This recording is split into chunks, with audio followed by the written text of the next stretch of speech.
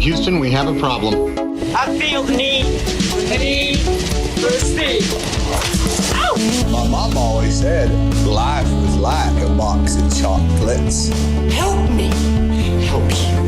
You are a toy! My team is dead! There's no crying in baseball! Relax. This pod is making you aggressive. Wilson! You complete me. Hello, and welcome back to We Bought a Mic, a podcast about movies, television, music, and the occult, the unknown, the spooky, the scary, the sexy. Welcome. People are probably watching these words come out of this face. Or more likely, somebody turned on this podcast and they're like, this is the worst mixed thing I've ever heard in my life, and they're immediately turning it off. How could this possibly sound so terrible? Yeah, you sound like you're coming out of like a radio in the 1950s. Where it's like, hello, my baby. Hello, my darling. May I invite you to a big old orgy of bodies? We got fingers and butts, we got dicks and butts, see? Guys, this works. Welcome. It's our Halloween spooktacular. My name's Ernest. What's more spooky than a Christmas movie? The password is Fidelio. I am Hunter. Say your mask name. So you guys should all know, because you're such big fans, I am Sister Spider right now. Mm-hmm. If I gave you guys like a guess on what Sister Spider is, would you know what it is? A cousin of Madame Web. Yeah, well, that's close. It is a Coheed and Cambria character. Sister Spider is. Are you fucking shitting me? Take that off. I thought it was going to be some kind of like Legend of Zelda adjacent thing.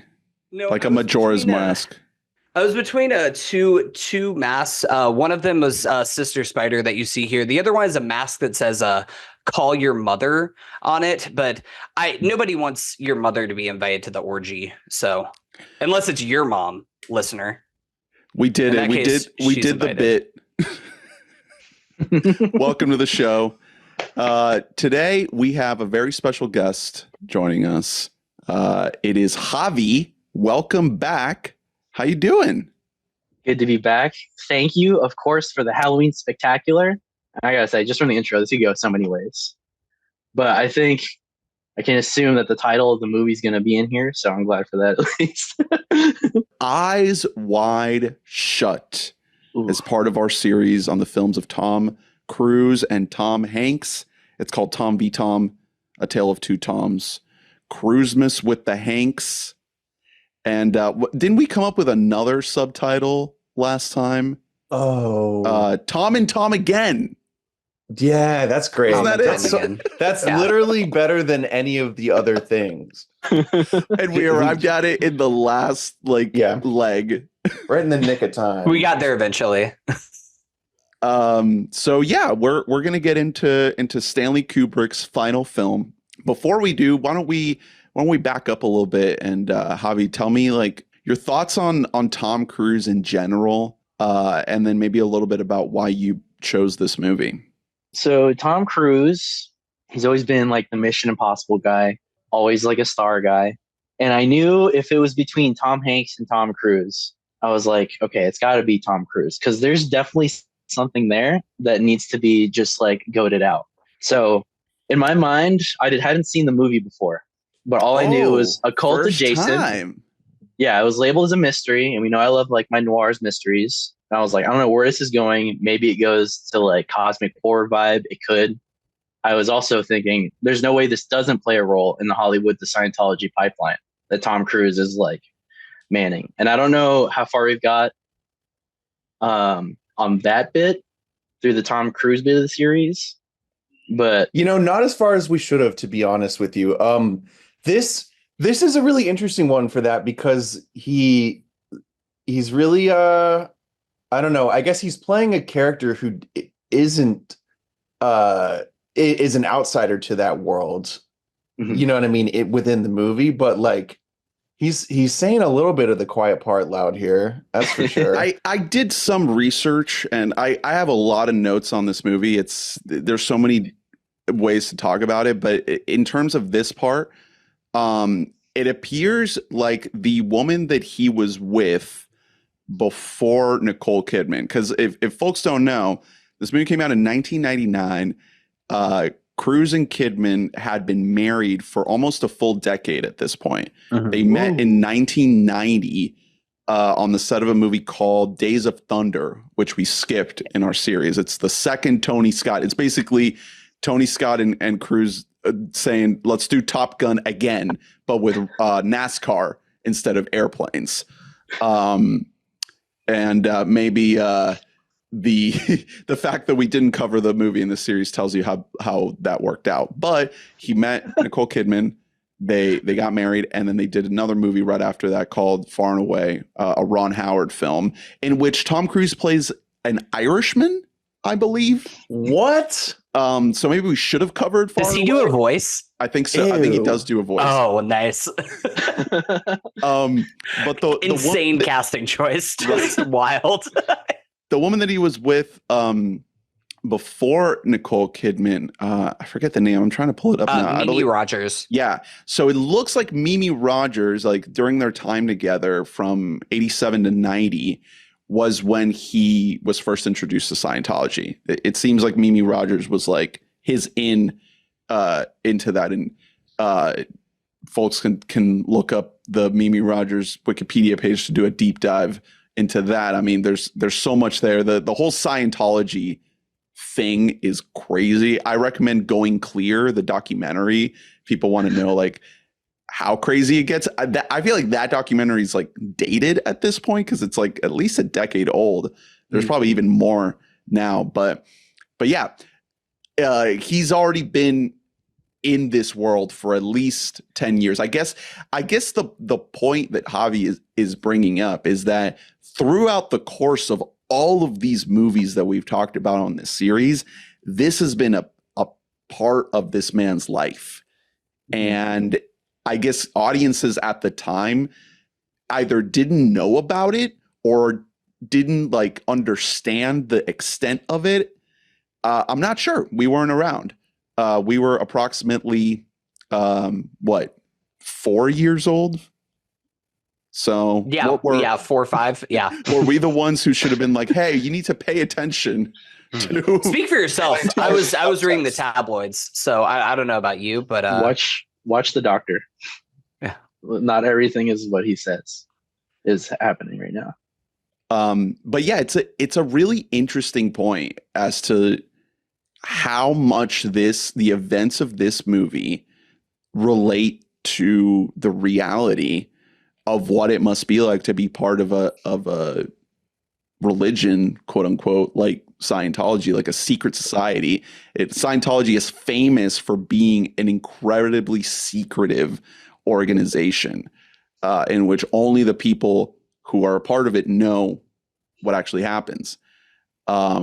So I think that's a fascinating angle to talk about it. And we can get into it more once we talk about all the crazy conspiracies in relationship to this movie. I have a section in my notes about that. I am very interested to unpack some of these things, like whether or not Stanley Kubrick may have been murdered because he made this movie. Like what? that's a great conspiracy theory.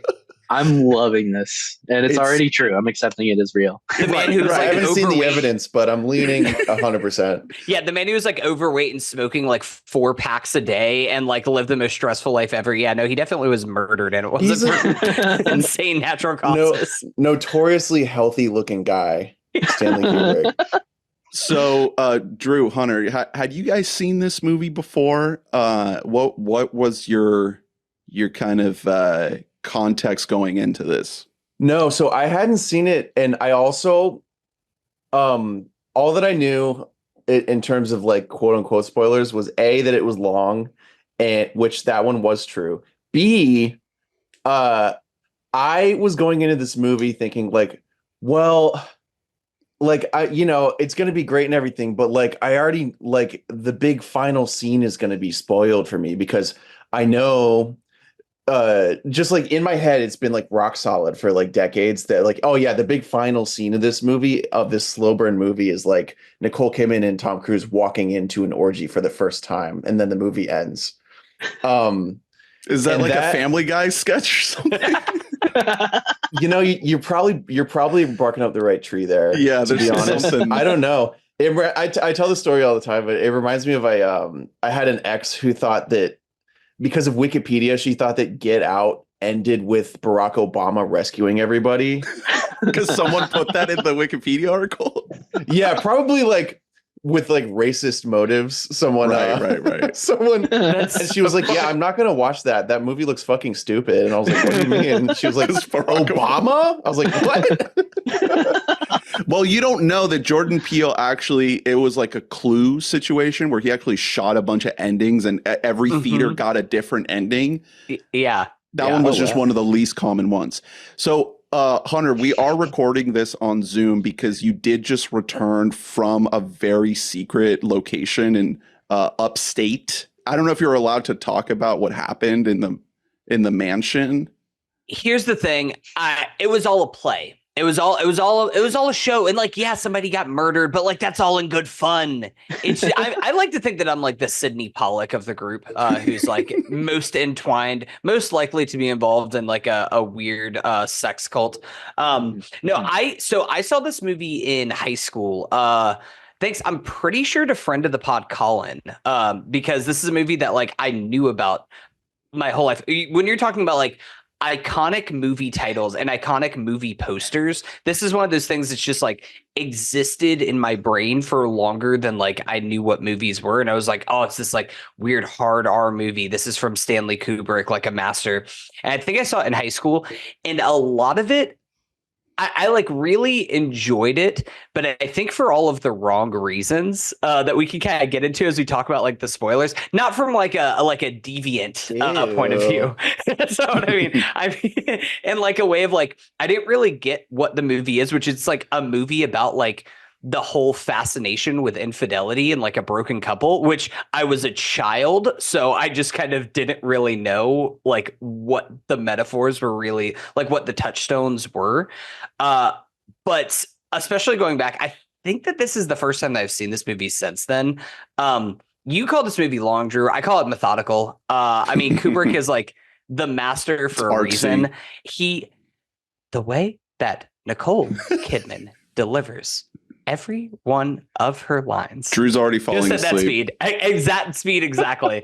It's hypnotic. There's like this whole movie just feels like a dream that you are just kind of like stuck in, or in some cases a nightmare. And in the same way that you could just get trapped in a dream and you were just kind of like dragged along for however long you're going to be stuck on the ride for, that's how I felt while watching this movie. It's definitely, I want to say, like, I don't know if you guys had this. I don't know if it's the aspect ratio or what, but the camera's like really close in. I felt like I was in the room. It was like kind of like a play, but also elevated, and it felt real.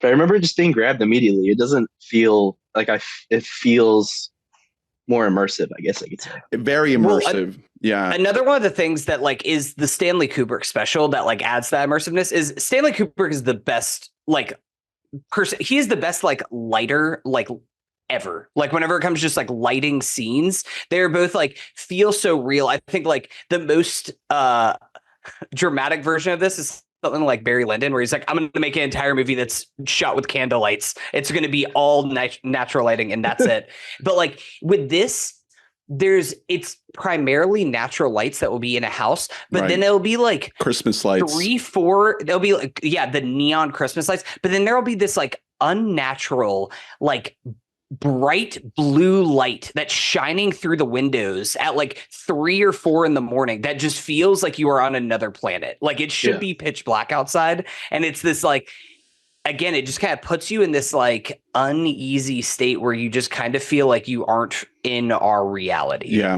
Yeah, this movie is extremely dreamlike. I think that is the right way to put it. This is my second time seeing the movie. I saw it for the first time a couple years ago maybe like almost exactly 2 years ago, I want to say. And I never brought it up on the podcast before. I try to go back to around that time to see if I had ever talked about it in an episode, and it doesn't look like I did. And honestly, we haven't really covered many Kubrick movies on the pod. I think maybe there might have been a couple offhand references to 2001 and The Shining early on. But this is the first time we've really done like a deep dive episode into a Kubrick film.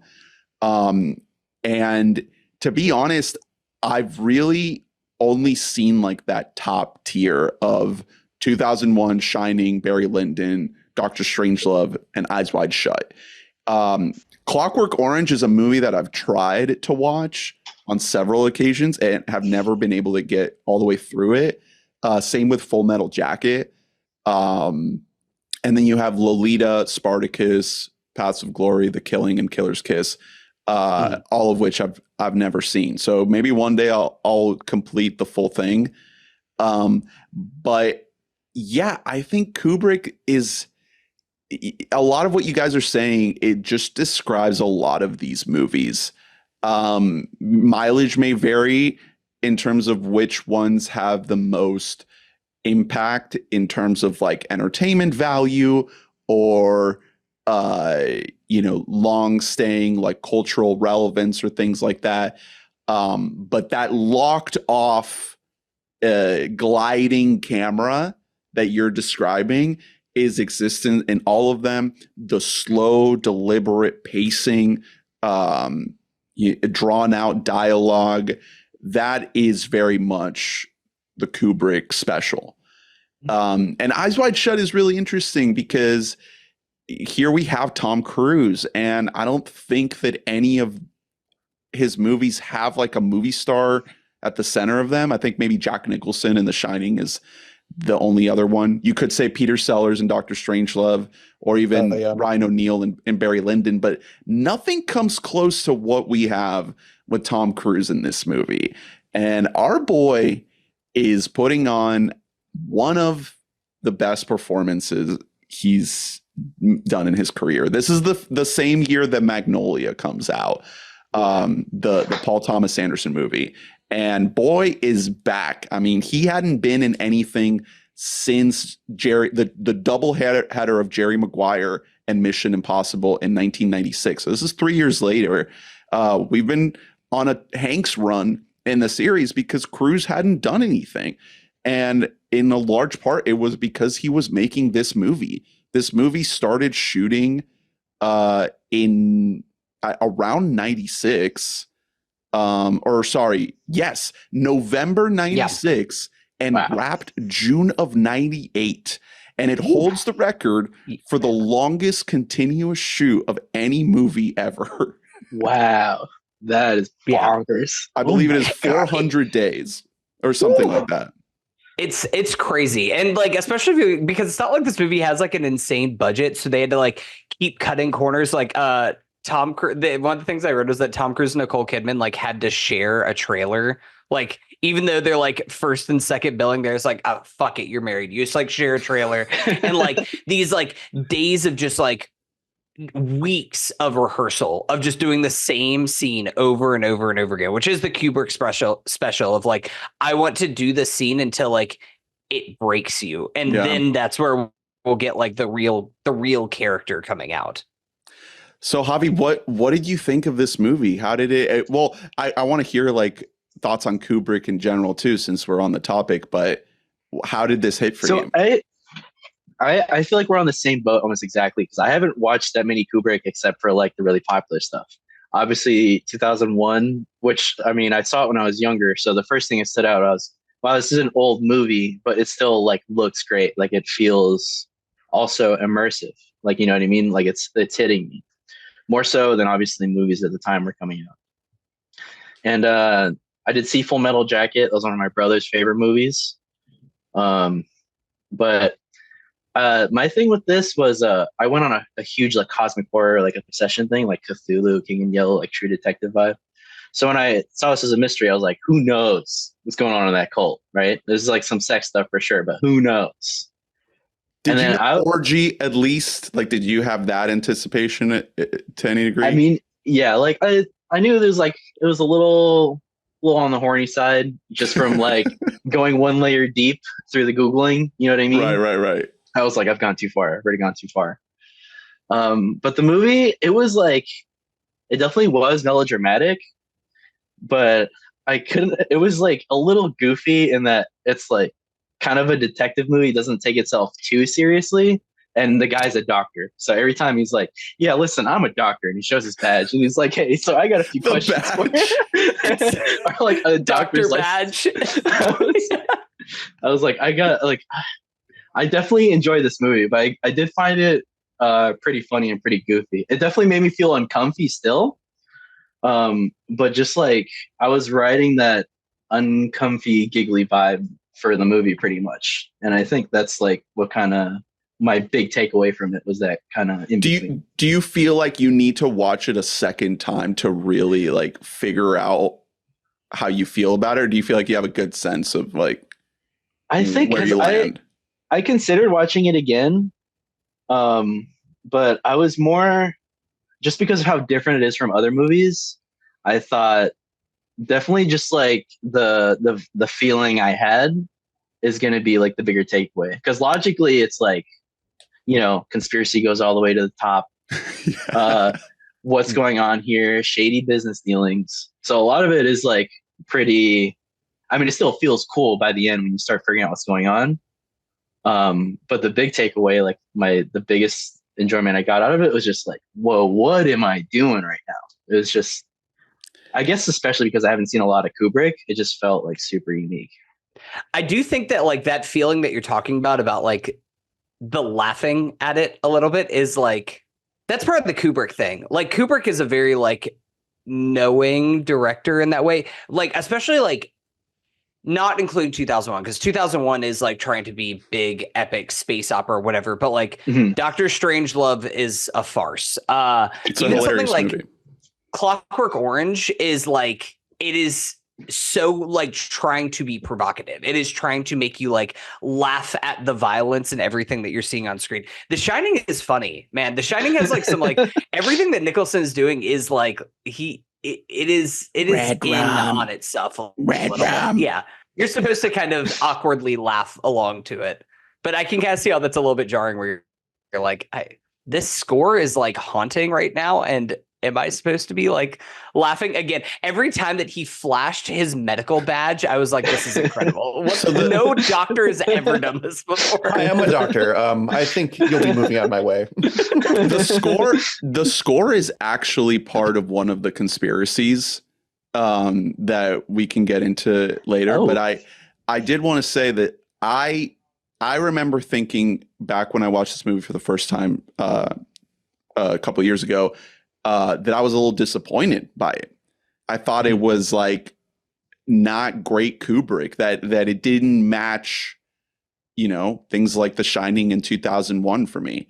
And returning it now, especially in the context of this series, and just having like this zeroed in magnetic like attraction to Tom Cruise as a movie star, and like all the build up to all the movies to this one, I found so much more to dig into. And again, I keep bringing up all these like weird conspiracy theories around the movie. Like just everything around the movie, I think makes it better. It's one of those where like, yeah, you watch the movie and it is what it is. But to me, part of the enjoyment of it is trying to dig deeper into it, like the act of trying to uncover what this world is and the implications of it, I think is part of the fun of this movie. Because I remember first time I watched it, I was like, okay, like there's an orgy and his wife is like complaining and getting high. Like it didn't really hit me in the way that maybe it was intended to. And now returning to it, I'm like, okay, I can actually engage with this in so many other ways that for some reason I couldn't last time. I'm curious how you guys feel, Hunter and Drew, if you feel like you're somewhere in there, or if you disagree with any of that. I'm not as well versed in Kubrick, just like Javi. Mostly it's just I've seen The Shining 1,000 times. I think one lens to view this through is that like in a weird way, this is almost like his megalopolis, because he had this in the chamber for like 35 years or something like that. He was talking. It's based on a novella, I believe. Yeah, well, so that's one way that it didn't fall into a megalopolis trap, is that he's not having to write it like whole cloth while his brain is absolutely cooked. Is Eyes Wide Shut a fable, though? Eyes Wide Shut : a fable. It really, I mean, the IP of it all does like illuminate. It turns things that could Sorry, be questions. I have to interrupt you again. We have to have a great masturbate. Go on, continue. I'm so sorry. You're not. First of all, you're not sorry. Yeah. But what do you think that like gooning is like in this world? Do you think people goon? Let him finish what he was gonna say. The next thing I was gonna ask is, what do you guys think that gooning was like in this world? Okay, well, thank God. Do you think people goon? Yeah, you meet a jazz pianist, you start talking to him, hit it off. He says, no, please. And you're like, yeah, listen, it's going to be a long night. You have the second he meets Nick Nightingale, the sexual chemistry is just out of this world, like Tom always is with his co-leading men. It's just I really, really enjoyed watching the movie. I don't know whether or not, I wouldn't call it a masterpiece. I wouldn't call it perfect. I think, but I mean, one of the things that happens when you slow down a movie the way he did with this, like when you just like put your fucking finger on the record player, is it leaves space for this to become just like a trippy experience, almost more so than it is. Like that adds a layer of what you're dealing with when you're watching it. Like you are left with so much time to try to process what's going on, and you still can't because you have too much time. You know what I mean? It's almost 3 hours long. It's like 240. Yeah, like I wasn't expecting this to be like a full on like a slow cinema thing, like a fucking like Green Knight type thing. But that's what it is. It's like Nicole Kidman is speaking at a pace that is not possible. Well, she smokes a lot of pot. Yeah, hell yeah. She's awesome in it, by the way. But yeah, so I think the end result is really interesting because, like I said, this was in the chamber for Kubrick for a while. I think he had initially wanted it to be way more comedic. And you can still feel that in this movie because this movie is funny. Like you said, it definitely is. Even though it also feels like it's going for something more grandiose and more upsetting. But I couldn't help but wonder like what that initial version of it would be like, especially like all of the what ifs of this movie are insane because it's been around for so long. Like he was thinking about having fucking Steve Martin be the star of it. Like he was gonna go. Woody Allen, I think at one point was also discussed. That's like the 70s version. Yeah, it was gonna be Woody and Mia Farrow. Like this. There are just, there's so many multiverses of this movie, and I'm really happy with the one that we got because it's a project that's not even a little bit similar to anything Tom has done so far. Like this is so out of left field for Cruise. It took him away from movies for a good long while. That's why we've been covering so many Hanks movies. Right. But the end result, I feel like, a great watch. It's really fun. It's fun. It's fun to talk about. It's fun to think about. It is so crazy to think about like the Tom movies. Like we last were with him in '96 in Mission Impossible and Jerry Maguire. At the top. And he's like, I'm still not going to get a fucking Oscar. I guess I'll go work with Stanley Kubrick and Paul Thomas Anderson. And he still didn't get an Oscar. Give our man a goddamn little golden guy. That's all that he needs. He's just like doing the thing. He got the nom for Magnolia at least, right? He lost to Magnolia, which is insane to me. But it is one of those things that I've seen almost every Kubrick. I'm pretty sure that the only ones I haven't seen are Spartacus and Lolita. I think I might have seen Lolita whenever I was younger, but I don't really remember anything from it. But this is this is one of those movies that it is interesting that Kubrick has so many Kubrick always loves to get like other filmmakers in his movie acting. Obviously, Sidney Pollack is like the third lead in this movie. Who legendary guy. Shout out to Nick Nightingale, Todd Field, the guy who would go on to direct Tar itself, is Nick Nightingale. Tar, which is a very done... Kubrick-esque movie. Yes. Yeah. Another movie that is very patient and very much like not just patient in line delivery, but like willing to let a scene play out to its full extent. I think like the best version of that in this movie is like, we'll talk about it, but like might be the scene of the movie, the pot smoking scene, which, fellas, if you haven't gotten really high and then gotten into a fight with your significant other, then like, what is you doing? Find a new relationship. Okay, she ain't the one. Yeah. And then you get a phone call that's like, you have to go be a doctor, and you're like, listen, babe, I gotta run. Yeah, I'm gonna go on a walk. See you later. The inciting incident of this movie is basically that joint, right? Like, it's like, well, is that what happens? So Stanley Kubrick would have voted no on 3, right? Oh yeah. It's really is making you aggressive. The inciting incidents are really the two most despicable sort of like sins you could commit, which is the smoking a J and dancing with the Hungarian man. Man, that guy had some riz. I know. Yeah, I was gonna say, if that man came up to my wife, I would just like let him have her. Like I can't compete. You can meet that wolf over there. If I met a lady and she was talking that slow, I would get her an Uber home. Dude, her line delivery is so slow. I was like, okay, so this movie is like kind of a joke. I mean, it's like, oh, she's messed up. Like that's part of the movie, right? And then like right after that, she's like, oh, I'm really drunk. I'm like, okay, so we're somewhere halfway here. So because I think at that moment is where I'm getting the vibe. Exactly. And then even once she's sober, she's still going mad slow. And also so is everybody else. Like I really enjoy it when like you're trying to learn information and you feel like you're losing your mind. Like when like later in the movie when Cruise is talking to Sidney Pollack and getting the lowdown on everything, like it's like Tom, I know how fast you fucking talk. Like he is such a fast talker, and he is getting no info out of this man. Victor, what can I say? It is insane, his line delivery.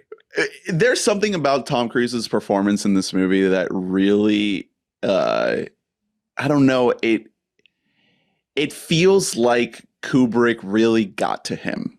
And it doesn't feel like that's the case for a lot of the other actors in this movie. There's something about the way he plays this Bill, what is it? Bill Harford, Dr. Bill Harford.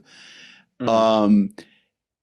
I don't know. It's something about the performance. It's just like, man, this is a man who has been beaten down by the process of Stanley Kubrick's filmmaking. Well, and the insane amount of takes. His character also like plays into that perfectly because he's a guy who's just like so put upon, and he's like in this, again, the IP really helps illuminate things. It's literally called like Dream Story or whatever. Mm-hmm. Like this movie has that feeling of when you're in a dream and everything is moving too slow and you're just frustrated because you can't figure anything out. You're like, what is going on? Why won't you talk to me like that? Why do I have to show my doctor badge to get into every single room? I really want to talk about like the post release of this movie, but we got to get through like the actual movie. So let's talk about what happens in Eyes Wide Shut. So essentially we start out with Dr. Bill Harford and his wife getting ready to go to a Christmas party. We don't really know what this party is. I guess eventually it's revealed that Sidney Pollack's character is just like a patient of Dr. Harford's, but I don't think that that's like ever explicitly said. You're basically just like thrown into this world of luxury and extravagance and glamour and beautiful, bountiful excess, essentially. And even before then, when we're in their house, one of the things I love about the way this movie opens is Tom Cruise is a short king. Dr. Bill Harford owns his lower stature to his wife Alice, and Nicole Kidman, who is what, 5'11", maybe 6 foot, and Yeah, he she's tall. doesn't even try to get up there. So there's multiple shots of him having to look up at her, and I'm like, damn, is this the only time that Tom Cruise has played an actual short guy ever in any of his movies? Can't think of another time. It's very rare. I mean, you're like right away put into like not just like the raw emotion of it, but just that like the connection that these two people have been together for so long. Because Nicole Kidman pees with the door open, just lets it out, and I was like, man, that tells me right here. That's if you marriage. reach the level of relationship where you're just like dropping trowel, peeing with the door open, like I gotta do the thing. That's when you know that you've really made it in your relationship.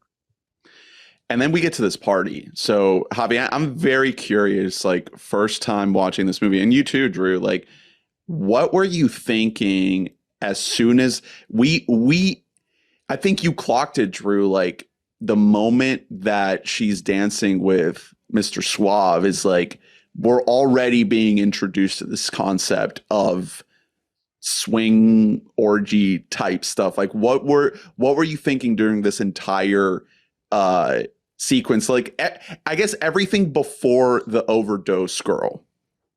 The first thing is like, oh, their house seems pretty normal. They're dressed up, and then they go to this mansion. So like, they're kind of outsiders. And then I think even Nicole Kidman's character is like, oh, why do they always invite us to this thing anyway? And then in the back of my head, I'm like, oh, here we go. Like, but I think the first react was like, I really don't know why they're here, what their connection is. And it seemed like Tom Cruise is trying to impress these guys to like make it higher. He's like, let's see how far I can go here. Whether it's like career connections wise or like meet a girl, like he's trying to go somewhere. He's just trying to find more. Drew, what did you think of this opening sequence? I was like, oh, so we're jumping right into this type shit, huh? Like, first orgy, here we go. The freak shit is on. Yeah, it's very, I mean, both Tom and Nicole are like incredibly amenable to fucking around like immediately when presented an opportunity. So you're like, okay, they're in a great happy marriage. I was like, part of me was under the impression that they were just a swinger couple, like trying to mutually just trying to fuck other people. But again, this movie is very, I mean, like you said, the unveiling of information in this movie is so methodical. And that's, part of it is like trying to sort of hypnotize you into confusion, which the movie very much does. But the other part is like just trusting the viewer to be like, okay, I don't know what's going on right now, but I'm going to keep on taking in what I'm looking at until something starts to make sense. Later, after this entire sequence, they have a conversation where the specifics of their relationship are sort of revealed. But like this entire sequence, you're just wondering, what is the deal with these two? Like this can't be the first time they both like actively rizzed up other people. They're too damn good at it. Exactly. You're so right about that. Like, I feel like there's definitely an interpretation. There's got to be a read of this movie that they are struggling with having some kind of open relationship. That this is an ongoing attempt at that, and that the events of the movie are some kind of like hallucination to symbolize that struggle. I don't know. There's so many ways to read this movie. We'll get into some of them, but Hunter, take us through your thoughts, and then maybe into the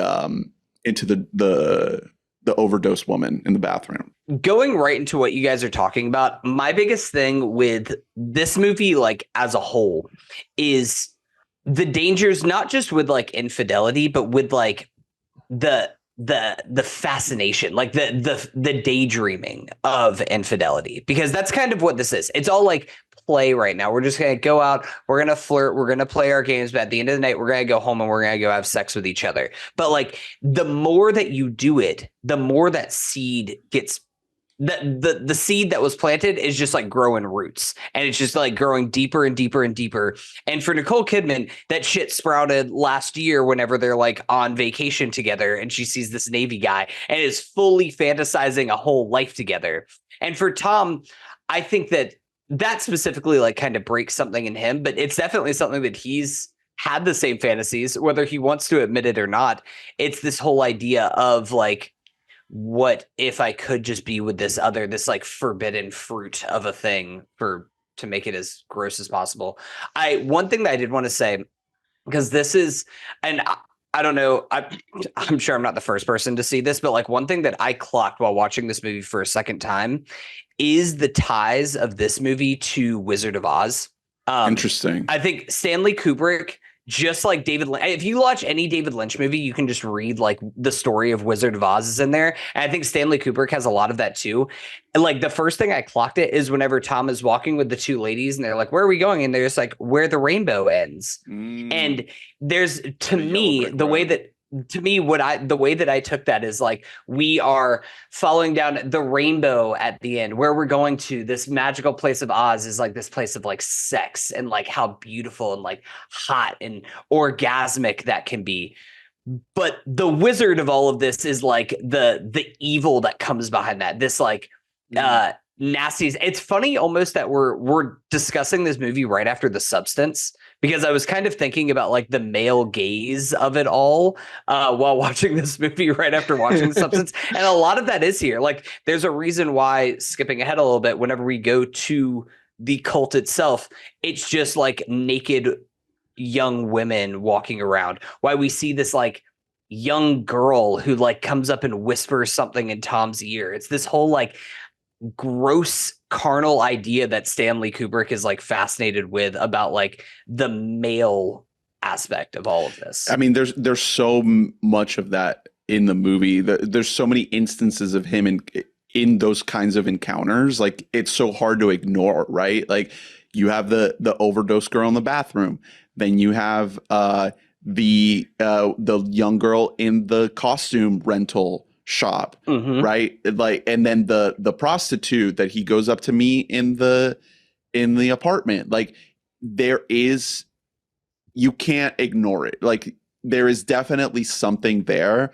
And man, I was gonna try to save like a lot of this stuff for like its own segment after we get through the plot, but it's so relevant right now, so I'll just get into it now. So there's an entire section of notes that I could get into of insane conspiracy theories and interpretations that people have had about this movie throughout the years. Some more outlandish than others, but one of the things you're touching on, Hunter, is this idea that this movie is about like child sex trafficking, essentially. And that's what this cult is doing. That it's not just a fun like orgy swinger party. It's like a truly evil group of child sex traffickers. And that Stanley Kubrick was actively trying to put that into the forefront, and that he got too close to the truth. And he was killed because he made it too obvious in the film. And there's a video on YouTube that you can search. I think it's called Eyes Wide Shut, Finally Solved, the Letter Theory. It says that the close up of the letter that Bill gets when he goes back to the mansion in the daytime, and he gets slipped that letter that says, I'd love to read like exactly what it says, but there's a theory that is a reshoot, that the original letter explicitly said that he had to sacrifice his young daughter to save his life and his wife's life.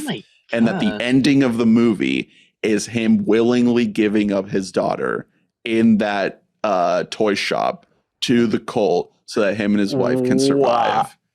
That is a real theory that That's people have. crazy. I mean, this theory is pretty strong. I have to say, just I from don't- hearing it without any evidence, I don't buy it because so before you read I do have the letter, by the way, pulled up. It says before you read it, I don't buy this theory because what you're about to read is pulled from the original book. Okay, well, Go fair ahead. enough. Give up your inquiries, which are completely useless, and consider these words a second warning. We hope for your own good that this will be sufficient. That makes sense that this was like it was written in an old book, the way that's written out. I will say, do I think that Stanley Kubrick was murdered because of this movie? No, but I do think that you're onto something about the child sex trafficking, because that was something that I was going to get more in depth into later on, but just about this whole like malicious dark side of all of this, that this isn't just a fun romp game that we're all playing, a party game masquerading He and got stuff too like that. close There's to the truth. it definitely is about He sex trafficking, uncovered and too much. I mean, he is in the Hollywood elite. Like, if anybody was going to be in the inner circle and know some things about, he made Lolita. He might have been invited on Lolita Express. We don't know that. Oh, dude, Could that's have pretty happened. damning evidence. Like alone, I mean, I don't know. I mean, he's adjacent just from like being in Hollywood all those years. You know what I'm saying? So there's no way it didn't come up brainstorm wise. Well, But I guess it is based on a book, so I don't know. I don't know how realistic that is. It's really tough because Kubrick, he didn't really live in Hollywood. Like, he spent most of his life in London. Oh, okay. So anything that he would be knowledgeable of would be through conversations with people like Tom Cruise. It wouldn't be necessarily that he is, I mean, maybe London, I'm sure London probably has its own like high class secret society layers of society. Like, that's definitely a thing. And maybe he was exposed to that. But in terms of like American, like Hollywood stuff, like Jeffrey Epstein shit, I don't know. I don't know if living in England puts you closer or further away from that.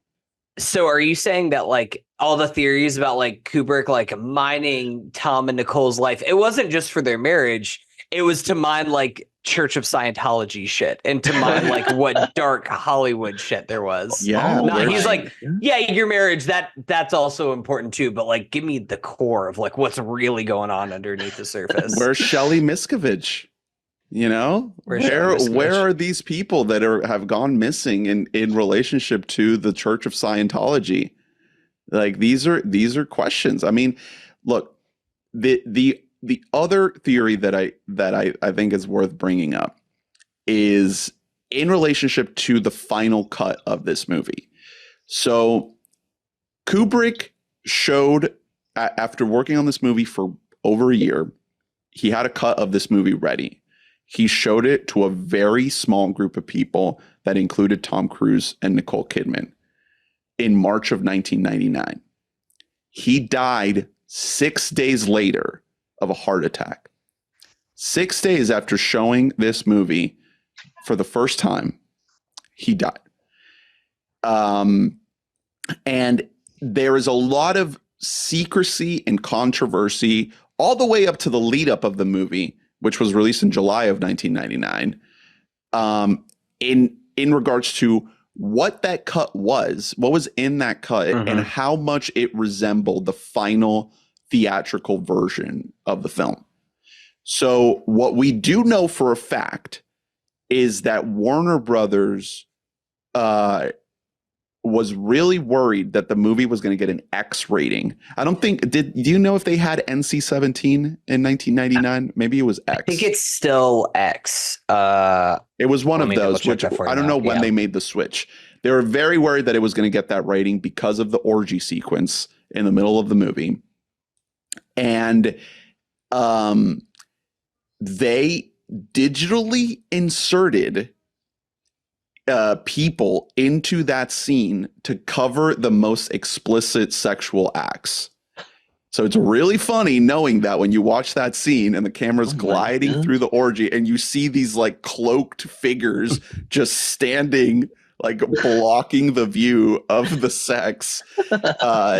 Roger Ebert described it as the Austin Powers cut because of that sequence in Austin Powers where he's like blocking his crotch with a bunch of items, which I think is hilarious.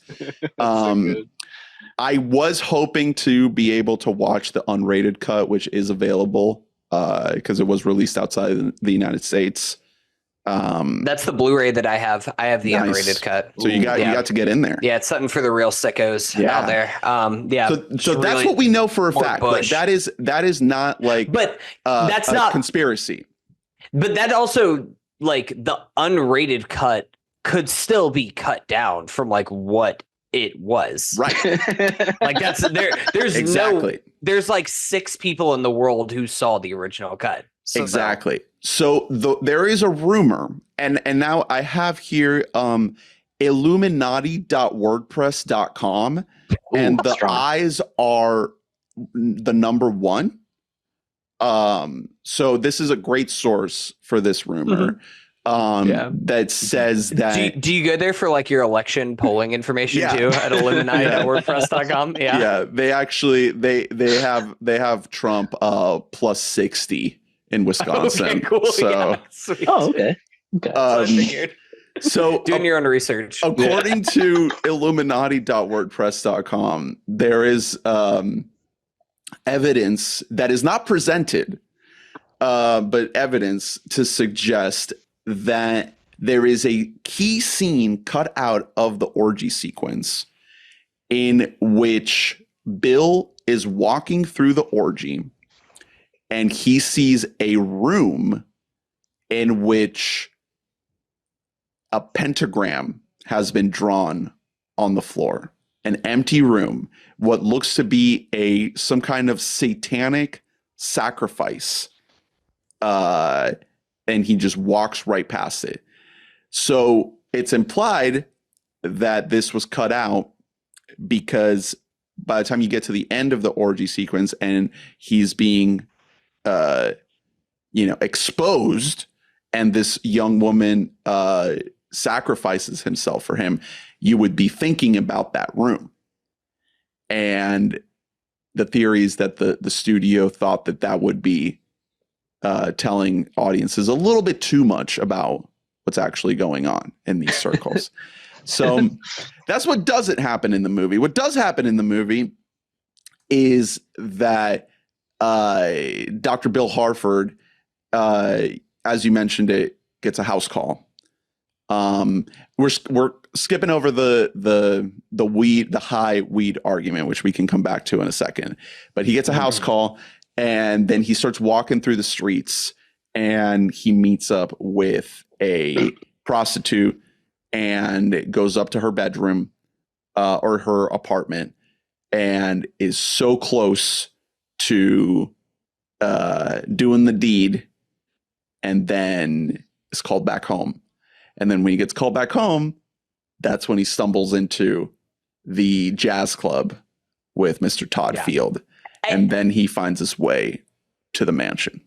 I just going through all that because that is like 25 minutes of things that happen in the movie. There's like so much like weird, again, going back to just this like dreamlike quality, because like the grieving daughter at the house call that he gets is just like comes up, immediately starts smooching him. And it's just like, I'm in love with you. Please don't leave me with this fucking dweeb guy. Like, please take me with you instead. And that was honestly that thing that even I rewatched, I'm like, what the fuck is happening right now? Like, what is happening in this movie? What is going on? Yeah, that is the most. And that doesn't even like come back in a big way either. So it's like, to your point, I feel like it's just meant to make you feel like jarred. Like you're just like, okay, what is happening here? Because like, who is this guy that passed away? Like, we don't even pretty much figure that out, really. It's a patient. We have no idea. It's just some old fucking patient that he has. Yeah. I guess, is it just that she plants the idea in his head, like, you're hot and you could, like, other women desire you, and that's just like enough for him that he's like, sweet, I know you're right here, and like well put together individual as well as one can after the dad's dead, but I'm gonna go fuck a woman of a lady of the evening instead. Like I guess what this he's is at like nice parties and everything. He doesn't have to just find like somebody on the street. dingy. Yeah. I guess what this is getting at is so to go back to the argument, right? We have this extended sequence which is maybe the scene of the movie. I kind of want to say, like, of them first being, lovey-dovey, and then, tension ratchets up, turns more into an argument, and then descends into this mad, like, high breakdown where she's just laughing uncontrollably. Like, really, really incredibly constructed sequence. Just these two actors absolutely going for it. Clearly, like, beaten down by their director and by their director, like, exploiting their marriage on screen. Like, there's just so much happening in this scene. But essentially, like, what it's leading to is this question of sexual urges and desires, and kind of setting the stage for what we're about to see in this movie. Because Tom Cruise's character, Bill, he makes the case that women aren't capable of cheating. Like, he would never consider that she would ever cheat. It wouldn't even be a possibility that she would do that. For women, it's just about security and commitment. And then she expresses this idea of women being sexual beings and having desires and wants and needs. And I think that there's something really interesting when you consider that argument and, like, the points that those characters are trying to make, and you extrapolate that to all the other interactions that happen throughout the movie, where he is convincing himself of something that doesn't match the actions that he's taking throughout the course of the film at all. What do you guys think of that? Do you think that that's what it is? I feel like overall, like, his performance, even though it's, like, super different than what he's done, but I guess to that point, he's, like, also, like, understated. He's also, like, more uncomfy than he's used to being, because he's, like, kind of, like, in agony most of the movie. I would say, yeah, I think that's pretty apt, honestly. The whole time, like, he's not really, like, fighting it, really. He's just kind of like, oh, okay. Well, he kind of wants it to happen. That's kind of what I'm getting at. Is like, he's not, by letting it happen, it reveals a desire. It reveals an urge that's not spoken by the action that he's taken, or his lack of action. Yes.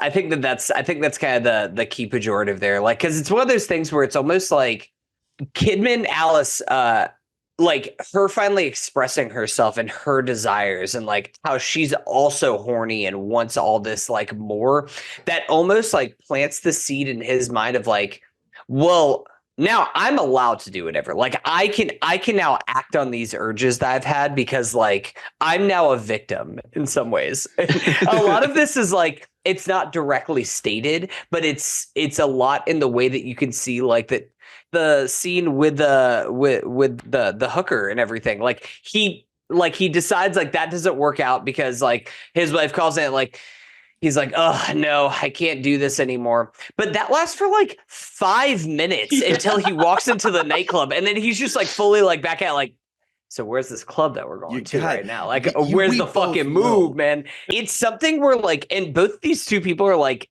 they're such toxic characters for each other, which is one of the things that, like, makes it's what makes the movie sing, is that they are just so clearly, like, bad for each other, that they are with each other for all the wrong reasons. I mean, shit, backing up a step, they both almost cheat on each other at the party and then immediately go home and, like, fuck like crazy off the high of infidelity. Did a bad thing. Yeah.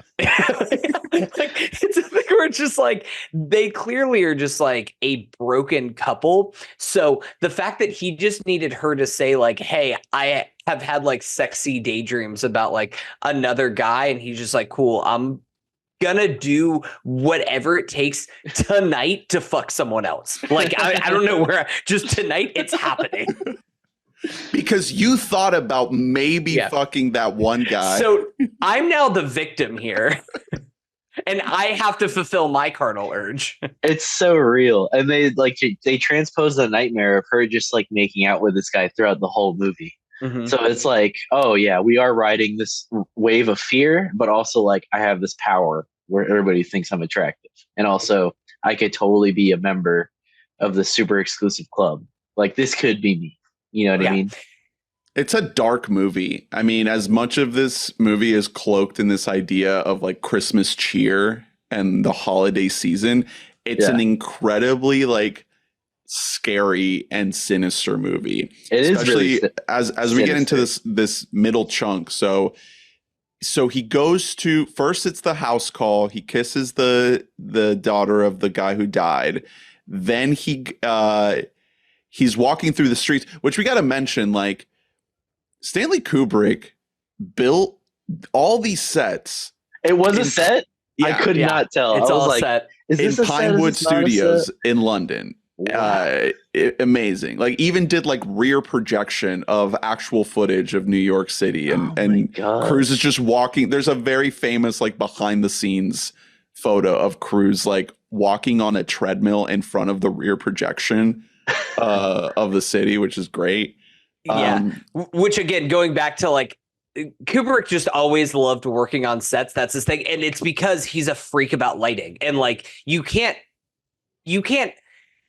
be like so precise in our particular about lighting if it's on an actual street corner in New York. But if you completely recreate a street corner in a set, you can have it exactly the way lit that you envision. Absolutely nuts. Because it looks like asphalt, but also the light isn't coming from like anything natural. Like there's like a super bright reflections in like places they should not be. But at the same time, like this looks like archival footage of like the 90s. You know what I mean? Even the interiors too, like the party at the beginning and the more like dingy apartments, like the sex workers apartment, like all this stuff. It's like, how is this a set? You know, like I don't know if it all is, but I mean, there's a moment where he goes into a restaurant and a bar and a diner and the nightclub too. Like all of these places, I'm just thinking like this can't all be sets. This is incredible. These are like some of the best sets I've ever seen. These has to be real locations. So yeah, I'm trying to think of the sequence. So he goes to the house call first, then he meets the prostitute. He gets called some crazy homophobic slurs by a group of for just like existing in a trench coat, and they're just like, yo, crazy.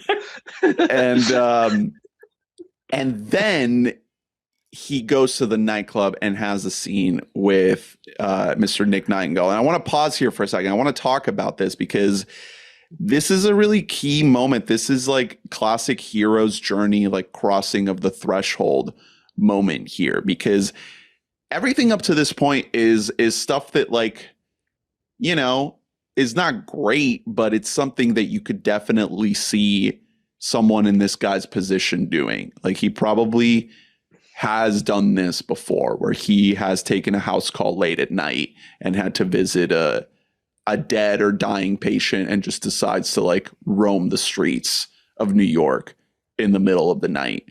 But it's this moment with the nightclub that pays off the setup at the beginning, where we first see him playing the piano in the party at the beginning of the movie. Now we see him playing in the nightclub. This is kind of like that classic crossing of the threshold moment where he is about to be invited into another world. I love this scene. I think Todd Field is phenomenal in this movie. This is kind of his only real scene. I mean, we get a little bit at the beginning and then a little bit in the party and the orgy, but this is kind of like his moment to shine. And I just thought that he absolutely nails the vibe of the movie. Like, 100%. It's weird, it's funny, it's like kind of scary. Yeah, what do you guys think? I think it's great. I think you're nailing it. Like he's kind of like an audience standard. He's like, you would not believe the shit I see. It was like the stuff that goes on there. You wouldn't even like. Don't go. And he's like, even like, don't go. Like literally, like I'm gonna get in trouble. like please. Don't gonna die. Don't. And meanwhile, like I can remember feeling the same. I was like, no, don't do it. Like you're gonna go back home to your wife. You guys are gonna partner up at some point. You know what I mean? You're gonna have like a whole horror fest together. But it's just kind of like subdued and they're so secret of each other the whole time. But Nick Nightingale, I think you're so right. Like he nails the vibe. Like he's right with it. We're gonna come back to this during the categories during WYD because this is a WYD moment right here. Man, this is like an all-time WYD moment right here. No, I think that there's something about it too, and I'm kind of putting the pieces together like right now as we're like going through step by step of the movie. But like a whole other thing with the Bill character is it's really clear like how much insecurity he has with himself, and it's this, whether it's like hearing the stories about his wife fantasizing about another man and then getting called like a slur as he's walking down the street, that he's just like, I'm a man, I have sex with women, that's what I do out here. And he like gets with an old college buddy, and like that like unlocks something in his brain that's just like, yo, where them ladies at, let's Where we go going like, tonight? What's the move? it's literally it's like unlocking like some kind of like child inside of him that like wants to come out to all of this. But yeah, no, all of this stuff is amazing. And it's at this point, the moment that he sees Fidelio written down, it unlocks something in him where he is just on a set mission. Yeah. And it does not matter what's in his way. He's like, I have to get a costume and it's 2 a.m. No problem. I'm going to go to an old patient's house and ring his doorbell at 2 a.m. to get a costume. Oh, he doesn't live here anymore? Well, I'll just persuade this new guy who owns the shop to still give me a costume at 2 a.m. Like, he is just so dead set on, like, I have to get into whatever this is and be a part of, like, this weird sex cult right now that I'm willing to do whatever it takes to get there. And he's also totally the type of guy that could, you know what I mean? Like, he's just paying people off the whole movie. Like he's still got money in his wallet. Showing the cards. Everything he needs like, to get, I know he's like, good for it. Yeah. Like he's just pulling stuff out of his wallet the whole movie and just making it okay. Like there's no like real problem solving. He's like, okay, I'm just gonna dig a slightly deeper hole and keep going, no matter what.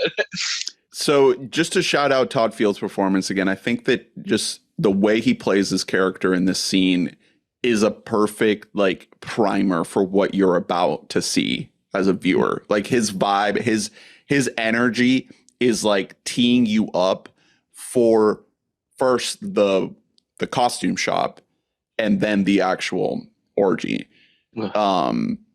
So let's get into the costume shop. So this is the moment in the movie where you really feel like there's an actual turn. Like everything that happens here, just the way this guy looks, this costume shop owner, and the way he's like behaving. Are you trying to say something about Eastern Europeans, Ernest? Where are you trying to get at I don't know. I've been to New York, but I've never been in like that part of New York, like 2 a.m.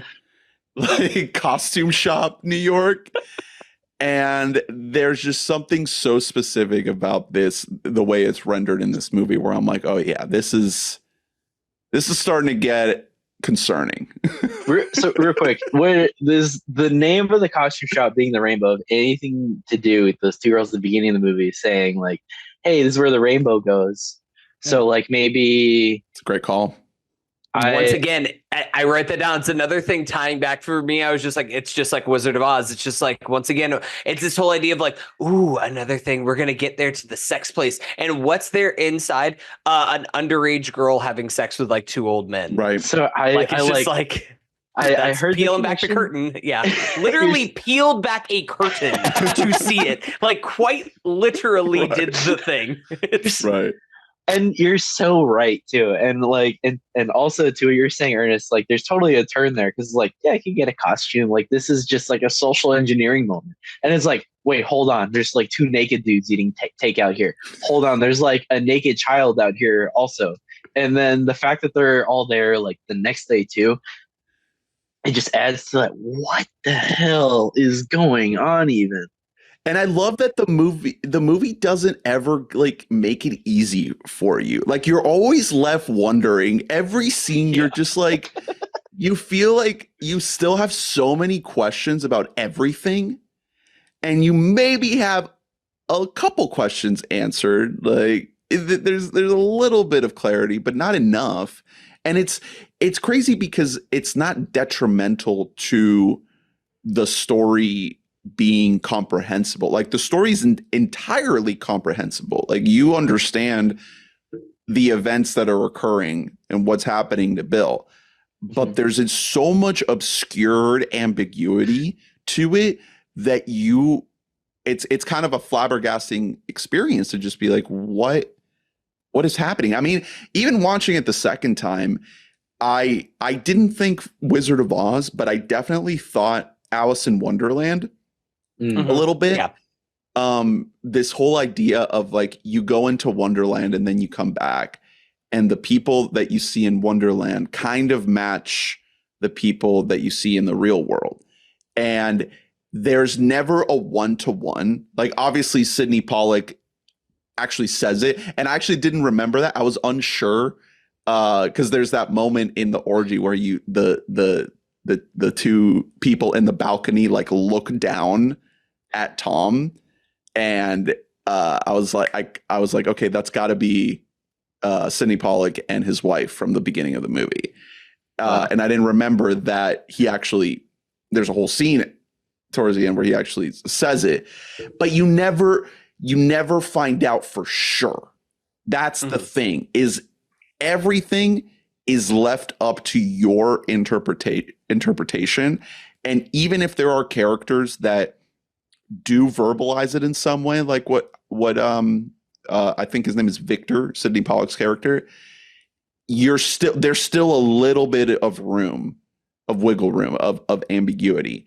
And so with this costume shop, the idea of this occult world of these incredibly like dangerous, secretive people being at a level of power that they could be involved in whatever's happening in this costume shop is entirely possible.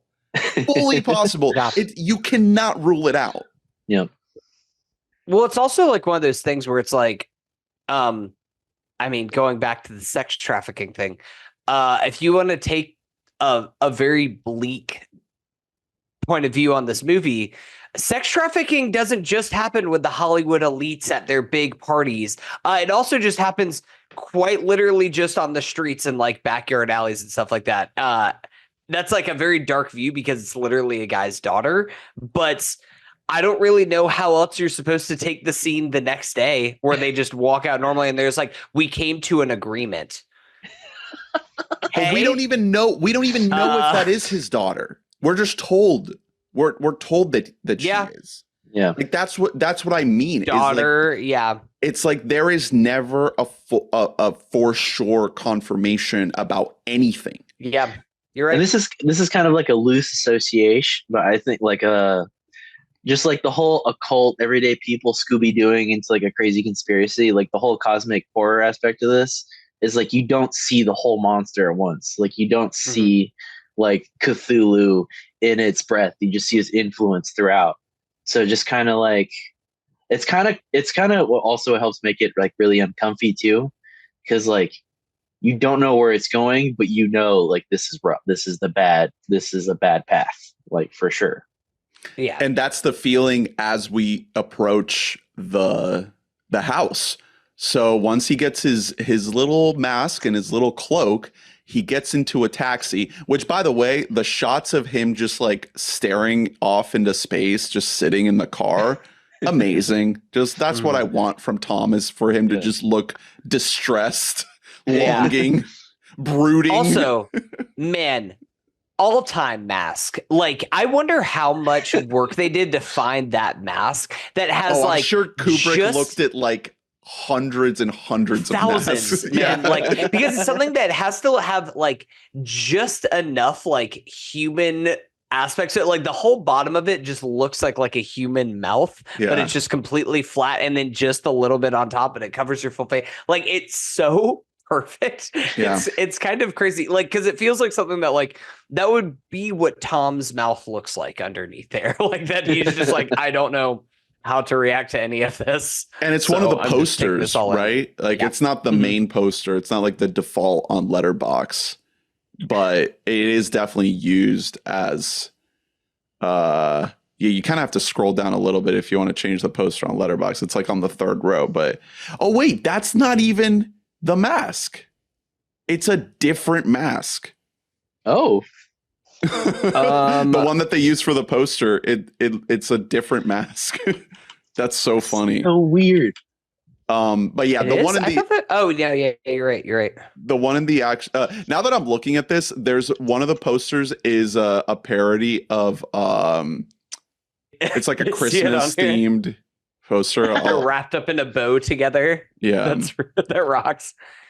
Guess who's not invited to the Christmas party? Now I'm getting sucked into looking at these. I had never looked at some of these like alternate posters. Wow, some Man, of these I are just- amazing. The original poster is like it's etched in my head from like childhood before I purple. even knew what Eyes Wide Shut was, and Nicole Kidman looking off like at the camera, Looking in scared. that one little frame. Yeah, it's incredible. It's one of those things where it's like because so much of this movie reminds me of like one of my favorite movies ever, which is Enemy, and like Enemy doesn't exist without this movie. Like, this movie is like in direct conversation with that, which is another movie that is about a sex cult, the like a fascination with infidelity, with what is also a trafficking metaphor. Like, it's in direct conversation with something like this.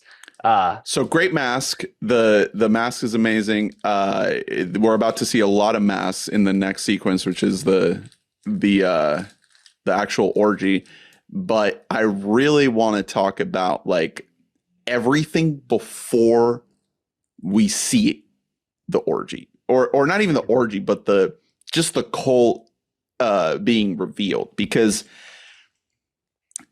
the way Kubrick does it, I mean, we talked about it at the beginning, like it's incredibly slow and deliberate, but every beat of the taxi, like pulling up, of him getting out, talking to the people there, giving the password, talking to the taxi driver, walking up, the moment where the camera actually just pans and reveals the insane shit that's going on of these people chanting in robes, that moment is so effective because of the restraint that is used all the way up to it.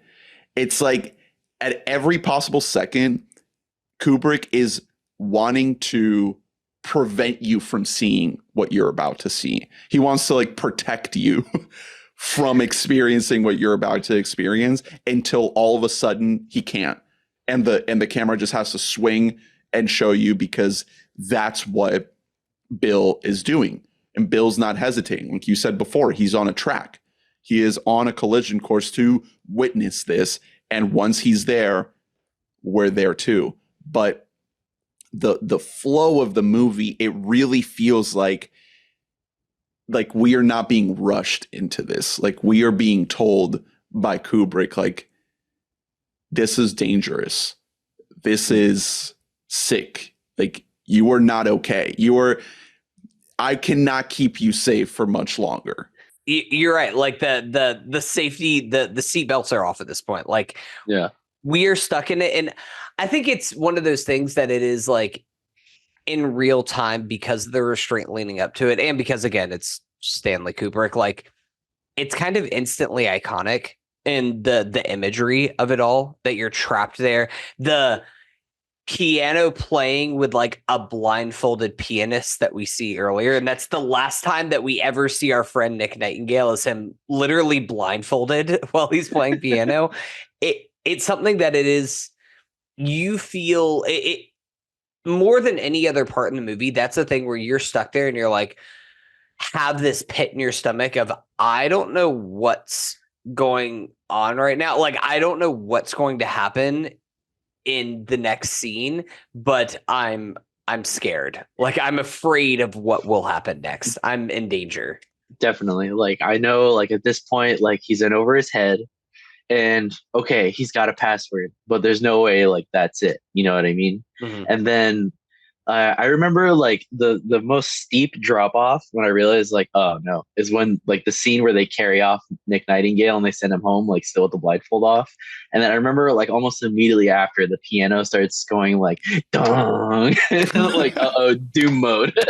Like, you know, it's not Nick. Also, where is he at? Like, what's going on? But also, this is not a good sign. We're told later by Alan Cumming what happened to Nick, and again, we're told, but we don't really know. I mean, that's another thing. It's like, what does he say, that he got like shuttered away by some big guys? Yeah, he had a bruise. He got sent on a cab, and they told him, I don't know, they pretty much told him, like, don't ask about this or whatever. I mean, for all we know, he's back. Alan Cumming, great in that one scene. So good. I was so surprised to see it. But I was so like, cool. let's go. Emmy winning of the Traitors fame. He is like horned up for Bill, and just like fully just like, wow. Again, Tom Cruise showing so much chemistry with his male co-stars every single time. Can I tell you something that it made me laugh the first time that Tom Cruise says the password to get in, because I don't know if you guys every time I think I thought the same thing the first time I saw the movie too, is if you guys have ever seen the Always Sunny in Philadelphia episode where Frank goes to the orgy party and they're like, what's the password? And he's like, orgy. And the whole time I was just thinking, I just want the second password to just be orgy. And that's it. What episode is that? It's the episode where they want to join like a sex bar. It's Dennis trying to come with Frank and what's her name? Not Armistice. Artemis to one of their sex parties. I need to get back into Sunny. I've missed a lot of Sunny. Really good one. I can't remember if I've seen it before, but I want to watch it. It looks like it's Mac and Charlie Die Part 1. Yes. It's season 4, episode 5. Awesome. Banger of a doubleheader. I highly recommend. I'm going to tap it. It is a thing where, and the whole time you're there, because I do think that like this movie does a really good job of making Tom an audience surrogate for your worst impulses. He isn't like a true audience surrogate, but he is like, he's that devil on your shoulder. Like that he is a normal guy. He is not from this life. He's like rich and affluent and whatever, and he's like friends with a bunch of people in high places, but like he's just a dude. And the whole time we are in his point of view, we are in his perspective. Mm-hmm. And so like we kind of are along for the ride until a point where we as the audience are like, dog, it's not worth the titties. Like, get out of there. Like, it is just crank your hog and go home, man. Right. Like, we don't gotta do this anymore. Get the fuck out of here.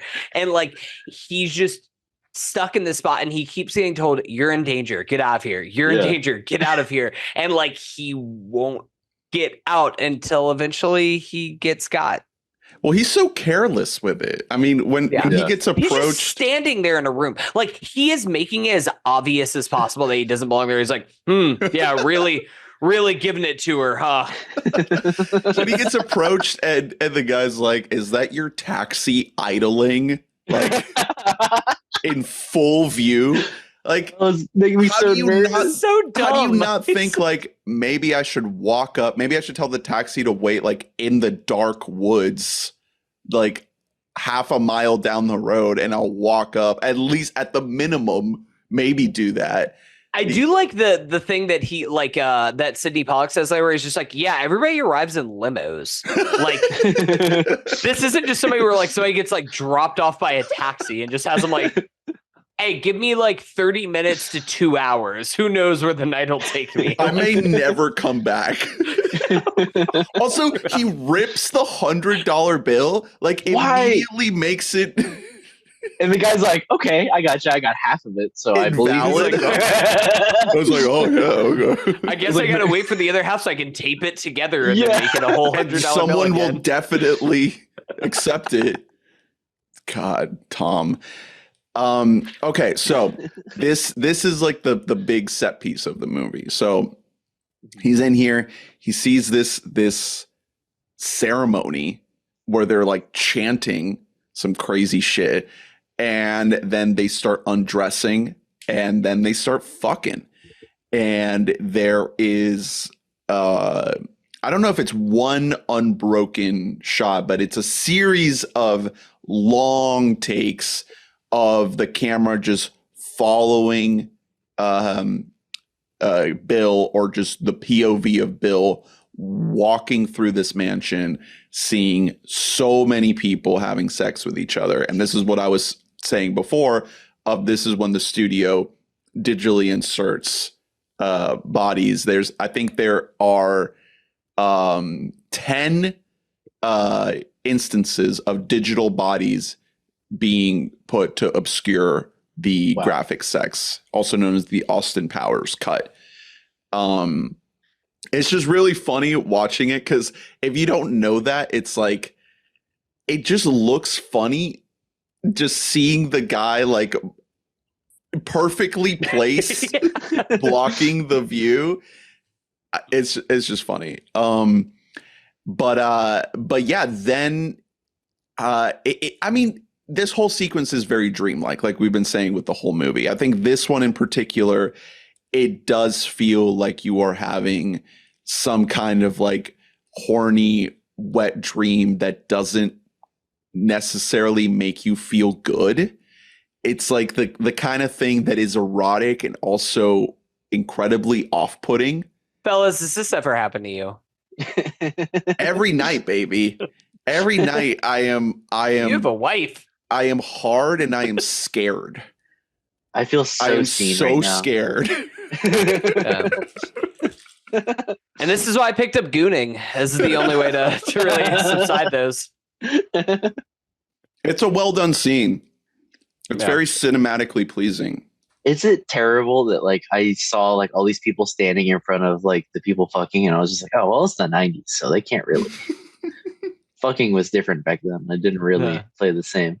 It is funny, like what they could keep in there and then what they didn't, because it's like, I'm sure that there was some stuff where it was just like some like dick sucking, but they were like, we don't know how to make this, like how to portray this, that we have to cover this. But also like, what else was in there, man? Like what other things were, because this is the thing where it's like, it is a lot of sex is happening. There is like nothing sexual about the scene. Like there's nothing arousing in the slightest. It's the entire time you're watching it, you feel like you are in danger and you feel like you're unsafe and you want to get out of this situation right now. Yeah. And it's kind of a funny thing about like this entire movie, the way that nudity and sex is portrayed always feels either like unsafe or just it feels wrong, like whether it's a dead body in a morgue or whether it's a sex scene, a sex party that you are not invited to. It just feels. You're so right. There really isn't like one positive, like loving, intimate moment that I can remember. It's even the top. I mean, I guess the one thing you could say is the one time that that Bill and Alice actually do have sex, but that's like I did a bad of each thing. other. Yeah, it's like almost like in spite after like fantasizing about other people. So even that like feels bad as you're watching it. Right, like she had to get rizzed up by Mr. Hungarian Mr. Gorgeous. Beef Boy. Yeah. So yeah, I mean, I for as much as this movie kind of hinges on this sequence, it almost doesn't feel like the most consequential part of the movie.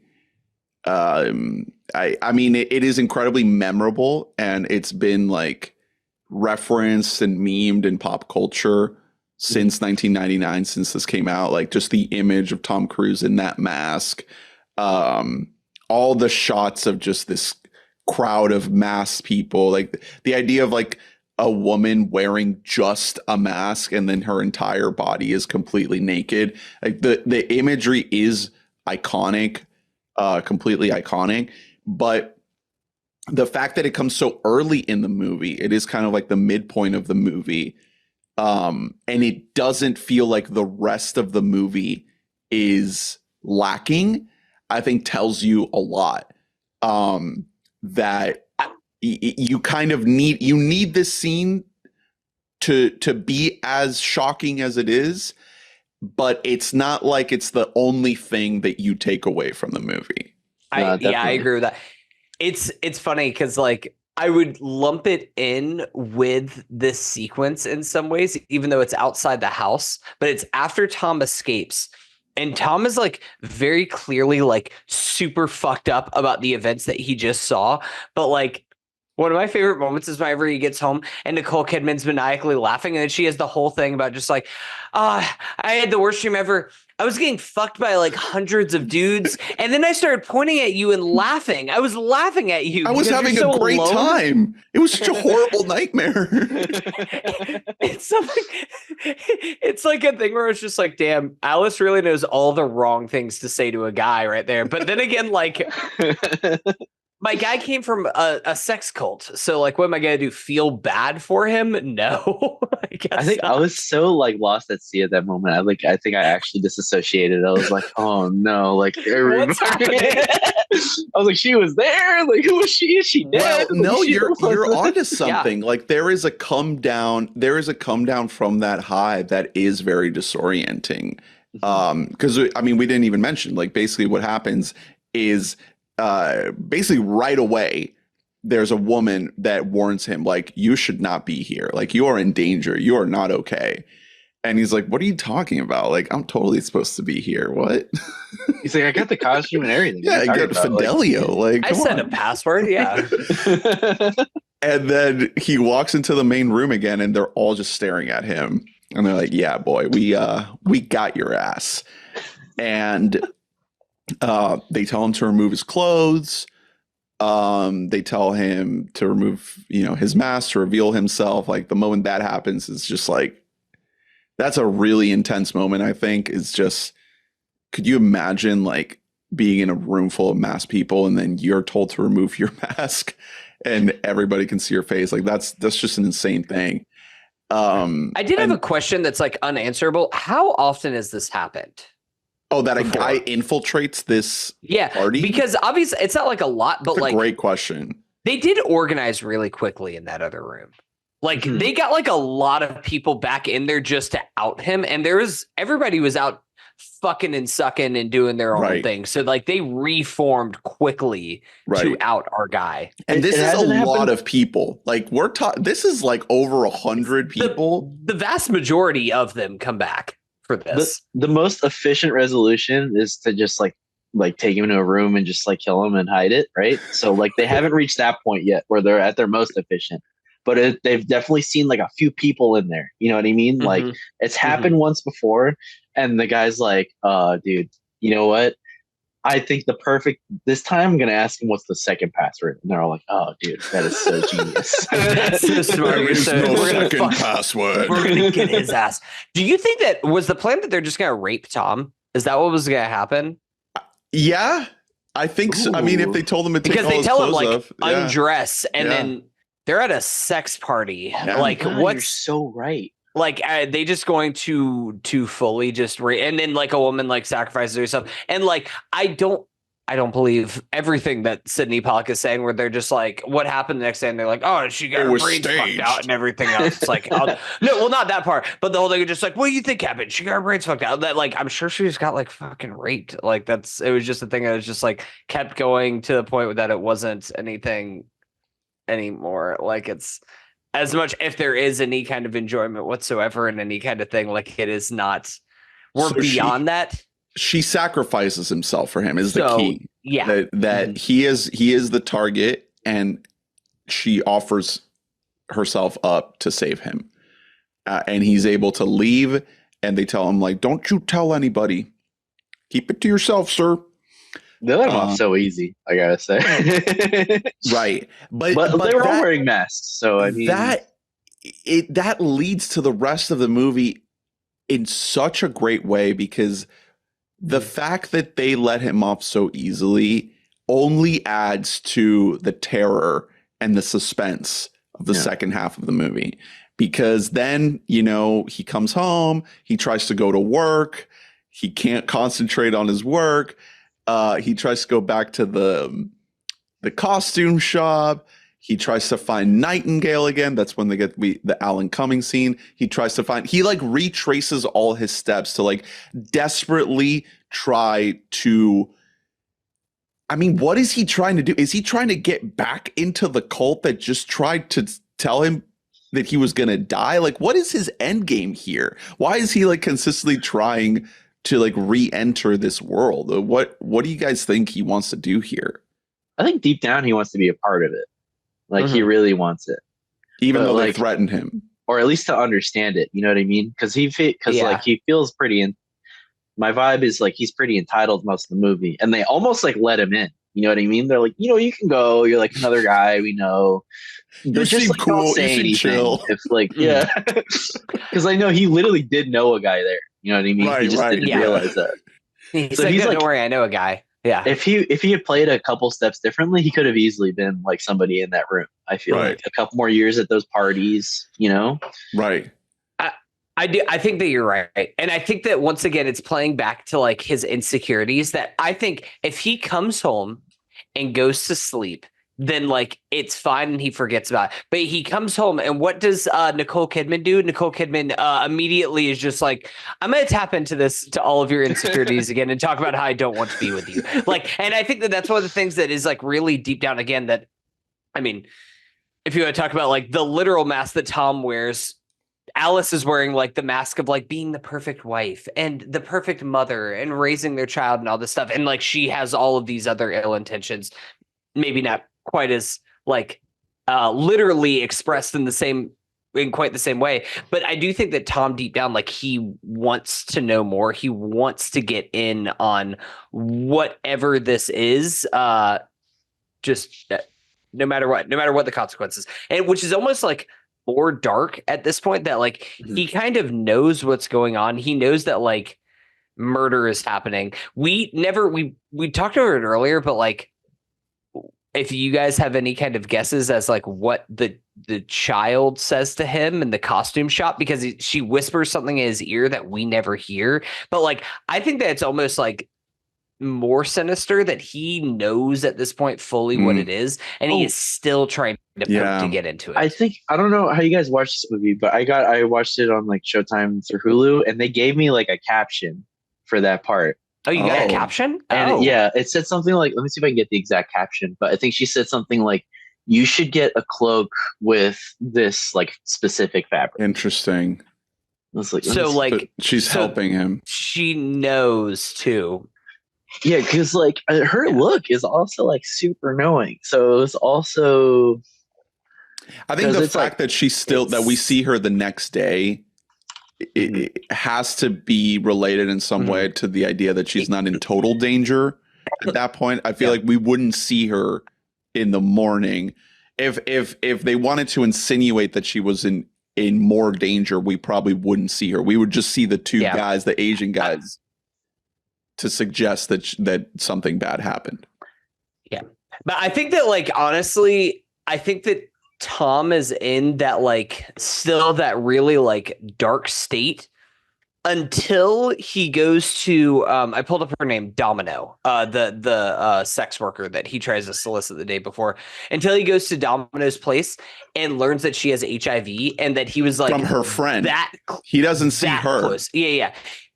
But he learns that he's like that close to getting HIV, and at that point he's like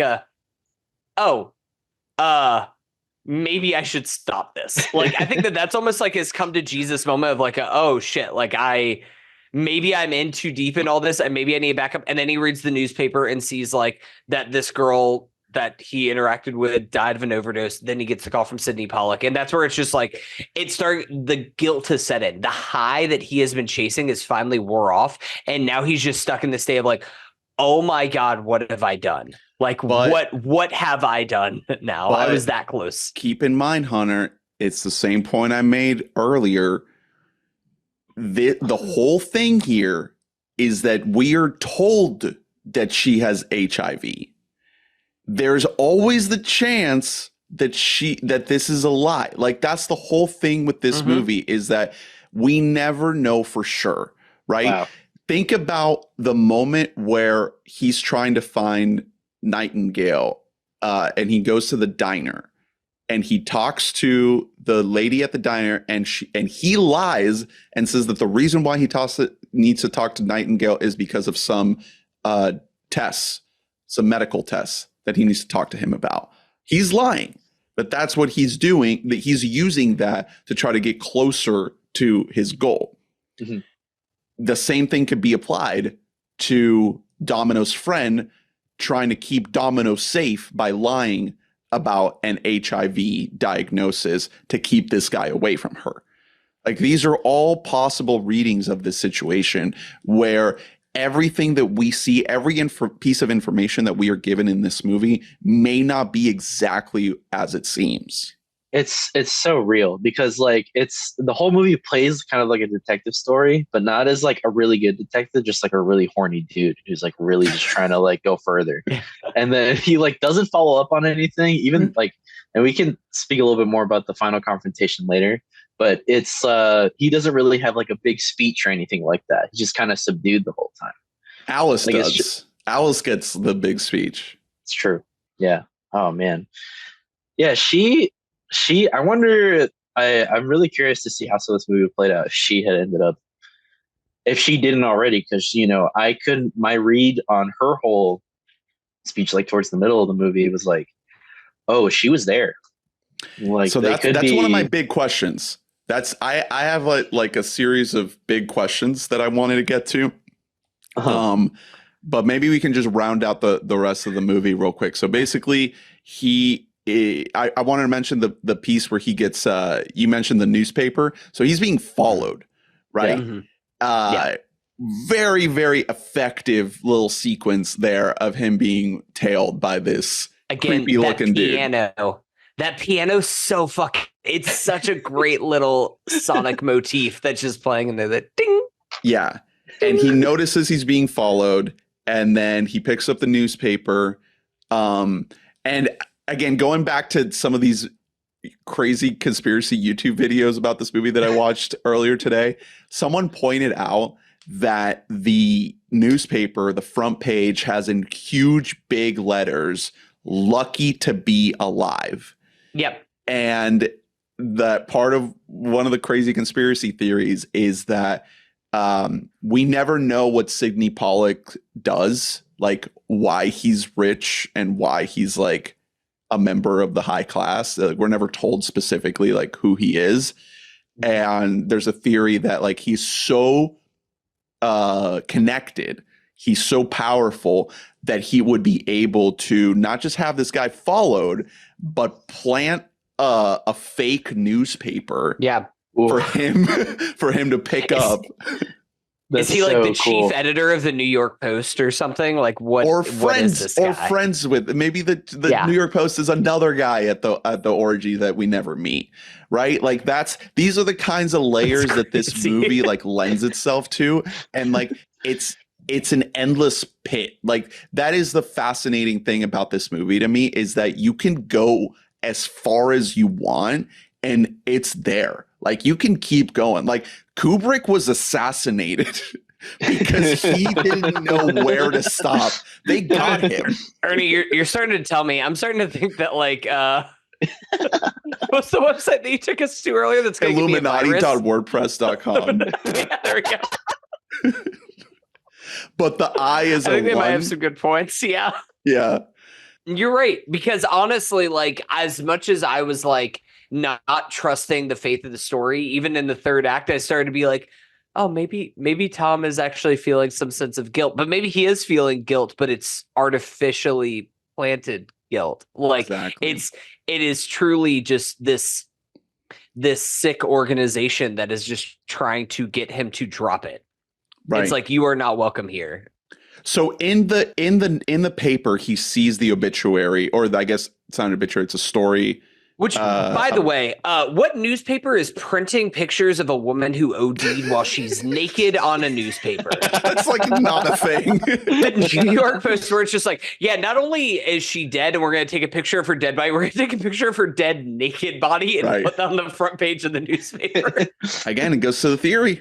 It's all just for him. They only made a one copy for Tom to pick up when he was. They're lured. like, he won't recognize her face, but he will recognize her tits, and that's the whole movie was Tom Cruise's nightmare, and his eyes were wide shut the whole time because he was sleeping. Absolutely, that's exactly right. So he sees the story about the woman. He goes to the hospital to. He shows his doctor badge and they're like, yes, sir, you can come examine the body. No questions asked. I don't think that's how doctors work. You just walk into any morgue and you're like, absolutely. Here's the body, sir. Let's get you general you're an orthopedic surgeon. Get your ass in here in the morgue. He Like, what are you he flashed talking his about? badge. He's good. Like, isn't he an OBGYN? She said she's pregnant, so I gotta check. I just gotta make sure. Yeah. So, what I love about that scene is that we, again, in pure Kubrick fashion, like we stay at a distance. We never actually see her. Like we see like the tiniest little bit of like the edge of her face, but there's never anything close to a close up. But Tom like leans over and like stares into her dead eyes for a while. And it's just like, I think that what's happening there is he's trying to look at her and try to remember who the woman at the party behind the mask was, and if it's the same woman. And we never or the find woman out. at the party in the very beginning, because he's like at the very beginning of the movie, whenever he saves her from overdosing, when Sidney Pollack is going with her, he gets very close to her because he's looking in her eyes to make sure her pupils are dilated and everything else like that. Well, so Pollack, that was almost Pollack says that she is. Mm-hmm. Like that's again, that's what we're told is he says that it is that woman. But we don't know for a fact that it's the woman that saves him at the party. I guess that's part of like, to me, kind of like the Wizard of Oz, Alice in Wonderland type of thing of this movie is like, what actually happened? Like, did the house actually fall on the witch and murder someone? Like, is Dorothy like liable for like involuntary manslaughter, or did she just imagine that? Right? Like, that's kind of the question here, is how much of this is actually true? And Javi, you kind of brought it up jokingly, but it's legit. Like, is this a dream? Is this a nightmare? It was Drew, who is no longer with us. He had to go to I think a costume party of sorts. Yeah. He had to get a taxi, and like it's a whole thing. So he said, he pointed out that the title of the source material is Dream Story. Like, that's these kinds of things that are popping up right as we get to the end, is like, what actually happened? What was a dream and what was real? And we don't really know. I don't think that there's a definitive way either way. Totally agreed. Because like all the comparisons to like Lynch that you guys mentioned, like they all read. It's like people are speaking super slow. I'm a little confused the whole time. And even like the melodrama that like Twin Peaks is known for, all that is there. It's like I'm kind of horny. I'm kind of scared. Yeah. It's like a little. I always thought it was weird how horny you are by high schoolers, Ernest, while watching Twin Peaks. But like, I just kind of like let it slide. So I don't know. I mean, they're 30. So they're 30-year-old high schoolers. So aren't we all, brother? I do think that like the dream of it all kind of reaches ahead, especially with one of the iconic shots of the movie, which is the mask on the pillow whenever he gets home. Right. And like for me, there's like three central reads of that. There's one which is like the most obvious face level, which is like the secret society busted into his house and like left it there as like a message for him. The other thing that I was thinking is like Alice found it, and Alice has known about his like infidelity or desires for it and like put it there to like invoke a confession from him. And then the third one, which I think is probably like the most likely, is that the mask isn't there, and that's just like fully a manifestation of Tom, who is just like haunted by this infidelity that he has been chasing. Oh, and like this. You're so right, because she doesn't react to the mask either. Yeah, like no, That's she when doesn't he say cries. anything. Like, That's when he breaks down, right?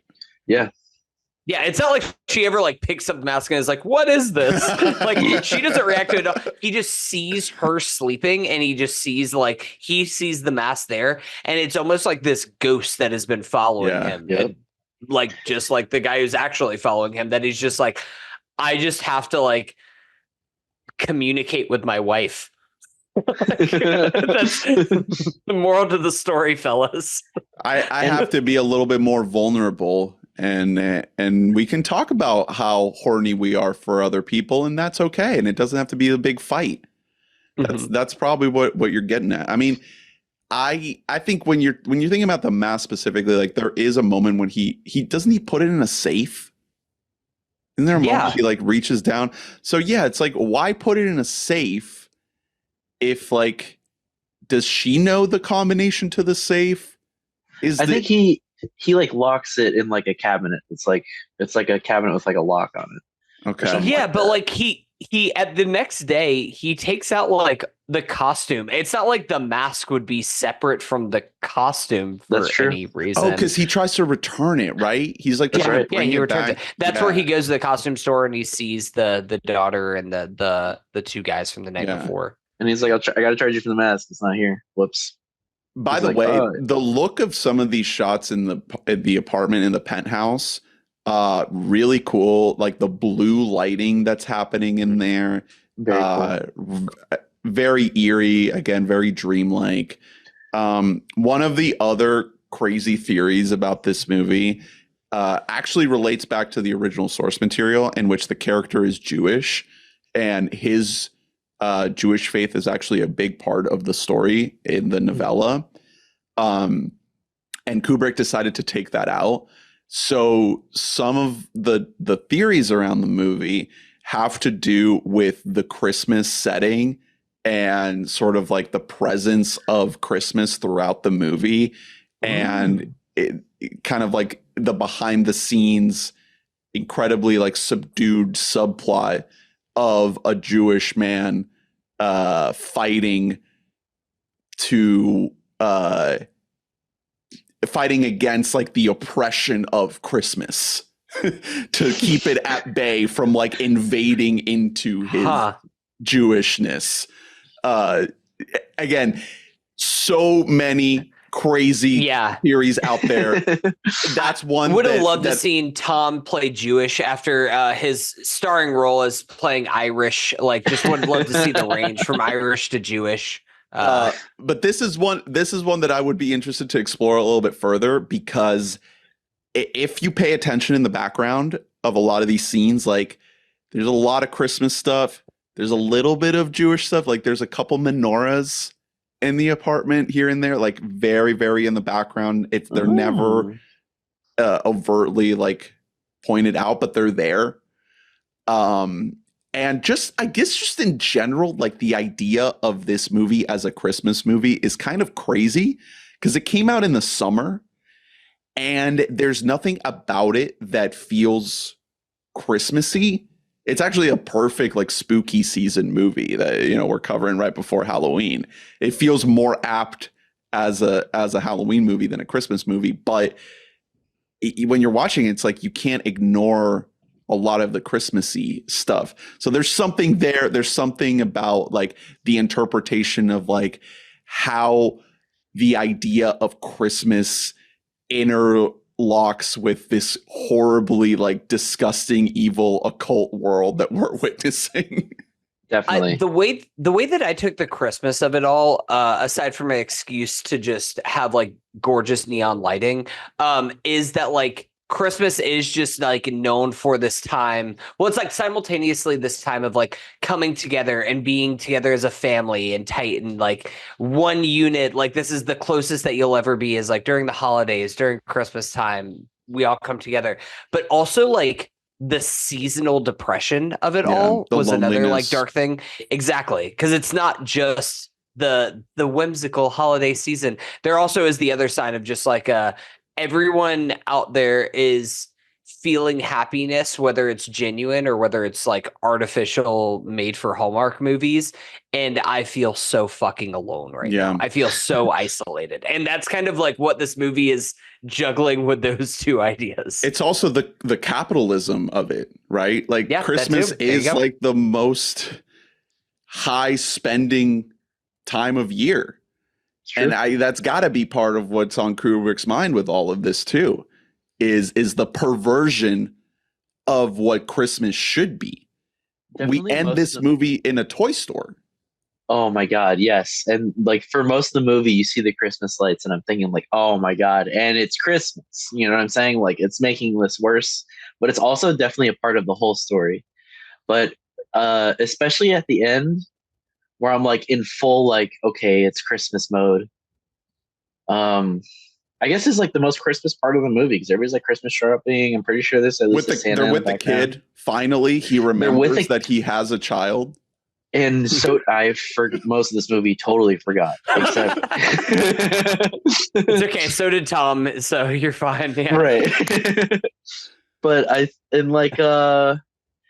think what it is, it's like it kind of has like it ties back to family, and that like it kind of has a happy ending, right? Like they kind of get back to that a little bit. But the rest of the movie is so terrifying and uncertain. But that movie is like real spooky up until that moment where like, hey, I still like you, and like we should try. You know what I mean? Mm-hmm. Also, like let's fuck as or whatever. soon as possible. Let's fuck. I think we should do as soon as possible. Fuck. The last line of the last movie of Stanley Kubrick's career. Fuck. Yeah. What a way to go out. I do think like the most clear like viewpoint of this all being some kind of like dream fantasy that is all imagined to an extent is like really in the Nicole Kidman line that she has, where I like got the line now where she says like they're like he's like, what do we do? Like, what should we do about this? And she says, I think we should be grateful that we managed to survive through all of our adventures, whether they were real or only a dream. Sure as I am that the reality of one night, let alone that of a whole lifetime, can never be the whole truth. And no dream is ever just a dream. The important thing is we're awake now, and hopefully for a long time to come. So it's like both a literal dream and also just like this metaphorical dream whenever you are in some kind of a haze of unhappiness, of yearning, of like what is on the other side of the rainbow, what is on the other side of the grass being greener on the other side of the fence and all that, like this yearning. And now that we are past the daydreams, we're awake now. And as long as we are both awake together and communicating, then like we can make this work. Yeah, eyes wide open, not wide shut. As long as we fuck.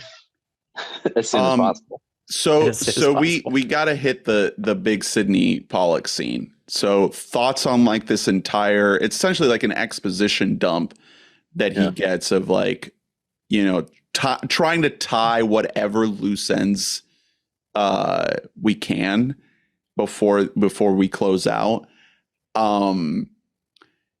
I have mixed feelings about this scene, because on one hand, like Sidney Pollack is doing a good job, but on the other hand, I'm not sure I absolutely needed this scene. Like if you take this scene out of the movie, I don't know if, I don't think the movie falls apart, because there's already so much there to make you connect those dots, to have a character like spell it out to the extent that he does.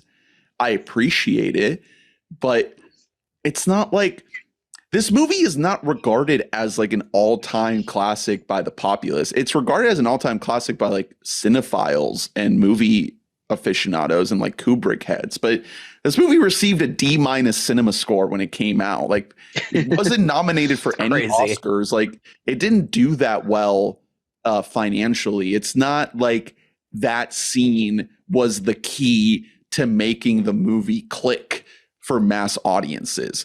So I don't mind it, like it's fine, but I'm just curious what you guys make of this little sequence here with Pollock. It was cool, but my whole read on this movie was like, okay, this is definitely like a detective story with like a bad detective, like he's not good at this, and then like there is the cosmic horror angle, obviously, like it's about his personal like battle of infidelity and his wife as well. But when we get to that scene, it's like the traditional like bad guy gives his monologue, explains the like exposition dump, like you said. It was me all along. Yeah, and it's like, oh, so by the way, here's the stuff that you could have probably put together. You know what I mean? But here's me telling you. And the whole time he's like, oh my God, what have I done? I had no idea you were involved. He's just like, oh God, okay, all right, okay. Yeah. Which is like what the layman would do if he realized like, oh, okay, so I'm like a little crazy, but also like not crazy, something's going on. Yes. It's like, So, maybe it wasn't, I didn't imagine the whole thing. Yeah. Which is that for the audience too. Right. Incredible open mouth Tom acting throughout this entire movie of him just like, if anything, that's the reason why the scene should be in the movie. open mouth Tom acting. He's so good at looking like distressed, like incredibly like in crisis. It's so true. It's so true. So I actually like that scene a lot, and I think that it's because it's not exactly what you're saying it is, where it's spelling out the themes of the movie, because it's an unreliable narrator. Yeah. Like literally on there, he's just saying like, it was all fake. It was all staged. Yeah. And I was like, no, the fuck it wasn't. She's dead. And he's like, I mean, yeah, she was always going to die. Like he's very much, it's a thing where it's like somebody like shoddily trying to cover it up, where it's kind of clear that like Sidney Pollack is not the ringleader of this thing. Like he is not the brains of this whole operations. He's just trying to be like, brother, shut your goddamn mouth. He's like, not Red Cloak. He's like, dog, go home to your wife. Like go home to your wife. You're going to ruin like, this for me. I get to fuck so much, and I'm not going to be able to if this gets and back. My wife is cool with it. Yeah. Okay? Get your wife She's cool there. with it, damn it. Yeah. She has her face in so many asses. I also really like this scene, and I think it's kind of cool that they would give you the exposition dump, but from someone who's like definitely lying to him. You know what I mean? Yeah. And like you kind of get the story. Like him. He's like, Nick Nightingale is fine. You know, she was just always gonna die. Like he even explaining away her death, like the one real thing that he has, and he's like, oh, but you know. She was, you know, on that path. Like you saw her earlier. She almost OD, like you said it yourself. And it's like, it all like, you know, on the surface makes sense, but it's like, oh no, like none of this is true. Yeah. Well, even just like the Nick Nightingale stuff is just like the other thing where he's just like, Nick Nightingale, he's fine. He's safe. He got sent off on a plane back to Seattle. He's probably back with his family now. And Tom's like, but like, I heard they had a bruise on his face. He's like, yeah, and that's like the least of his worries. Like, what's the fucking big idea? Like, he immediately gets defensive the moment that like somebody pokes holes in his obviously fabricated story. Right. Like, it's something that has layers to it. I spent like a ridiculous amount of this movie worrying about Nick Nightingale. I was like, oh, like, I hope he goes back to school. Like, maybe he becomes a doctor, and then it turns into like he's the pianist. And like maybe he figures it out, but he just gets like wrecked by Tom Cruise after like pleading with him, like, please don't do this. It's so scary that we never see him again. That's one of the most eerie parts of this movie, is that we don't get a glimpse. There is like, for all we know, he is fine with his family back in Seattle, like he says. Like, yeah, maybe.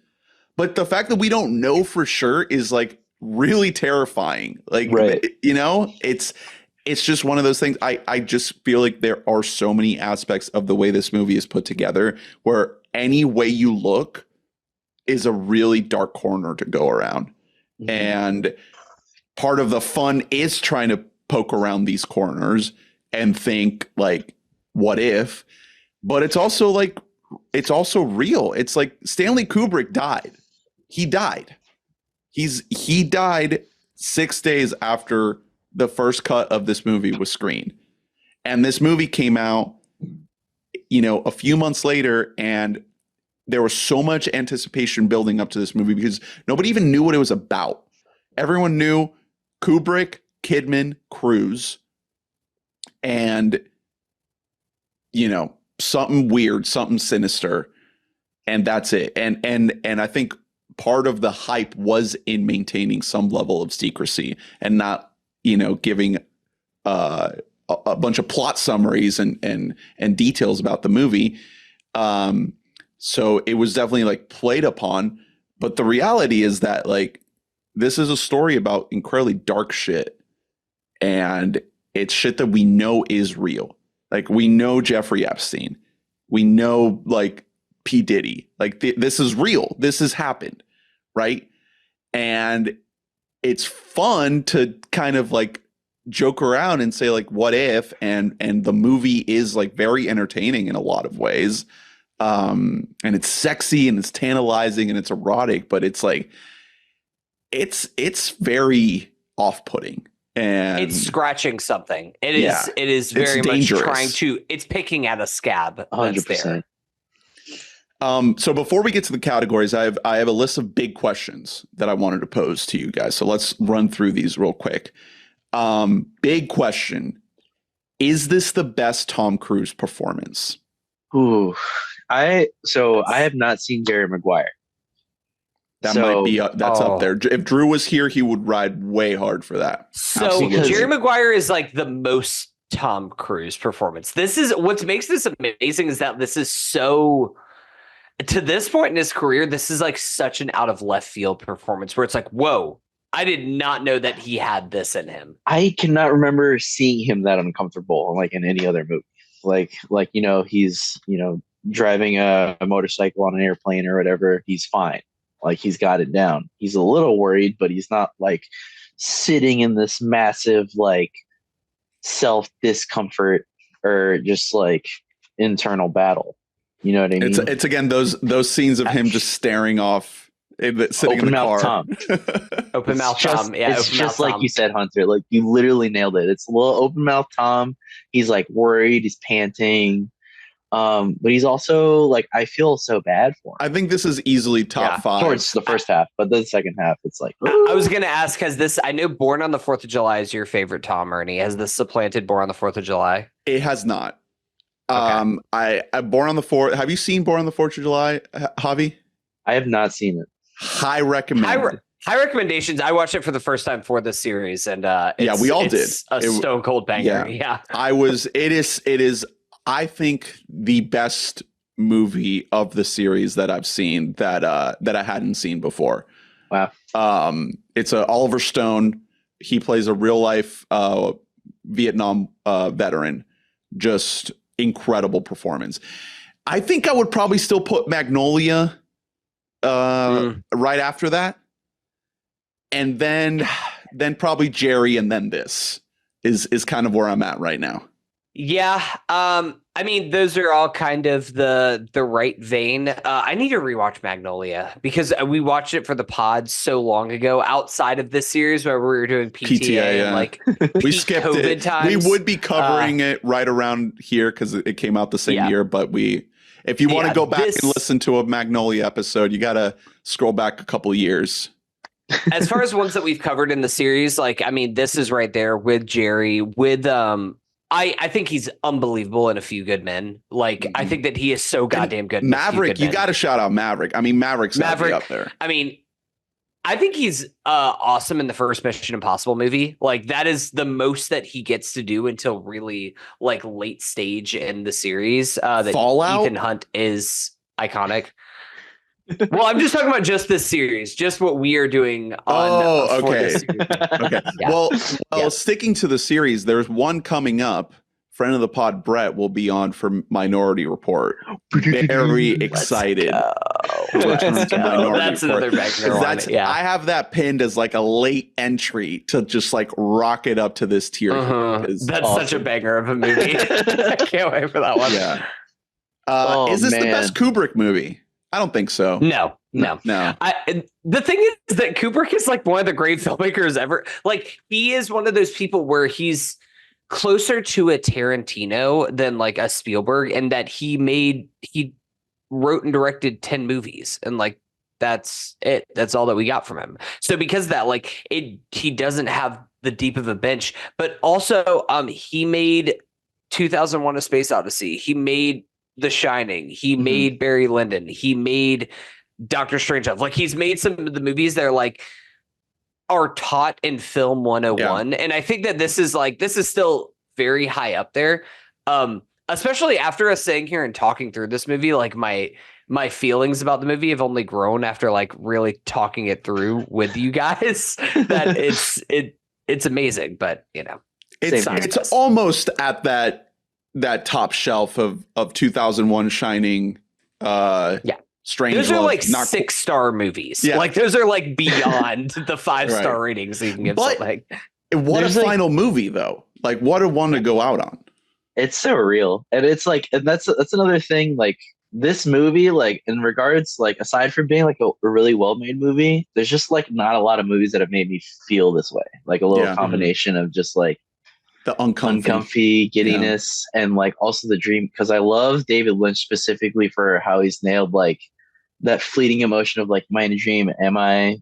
Aside from all of the like crazy cult stuff in this movie, another big question is, how effective do you guys think that this movie is in just depicting a strained relationship, a strained marriage? I feel like that's part of what this movie is about. Like, we're kind of getting at that earlier when we were talking about the Alice character and the mask and all of that.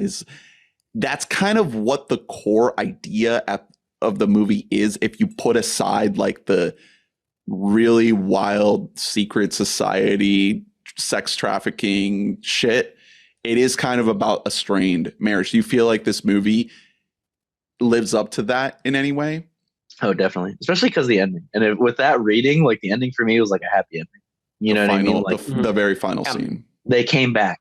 You know what I mean? And they just wanted to be with each other at the end, which is not how I thought it was going to end. But like, if the read of the movie, or at least the emotional core, was, are they going to make the right decision? Like, are they going to make it work? Even from the beginning, they're thinking like, oh my God, I'll leave my keys in the pot. Like, that's cool. Like, you think they're going to be okay? You think they're going to make it? Those crazy kids. I mean, as okay as anybody. They probably will get divorced or whatever.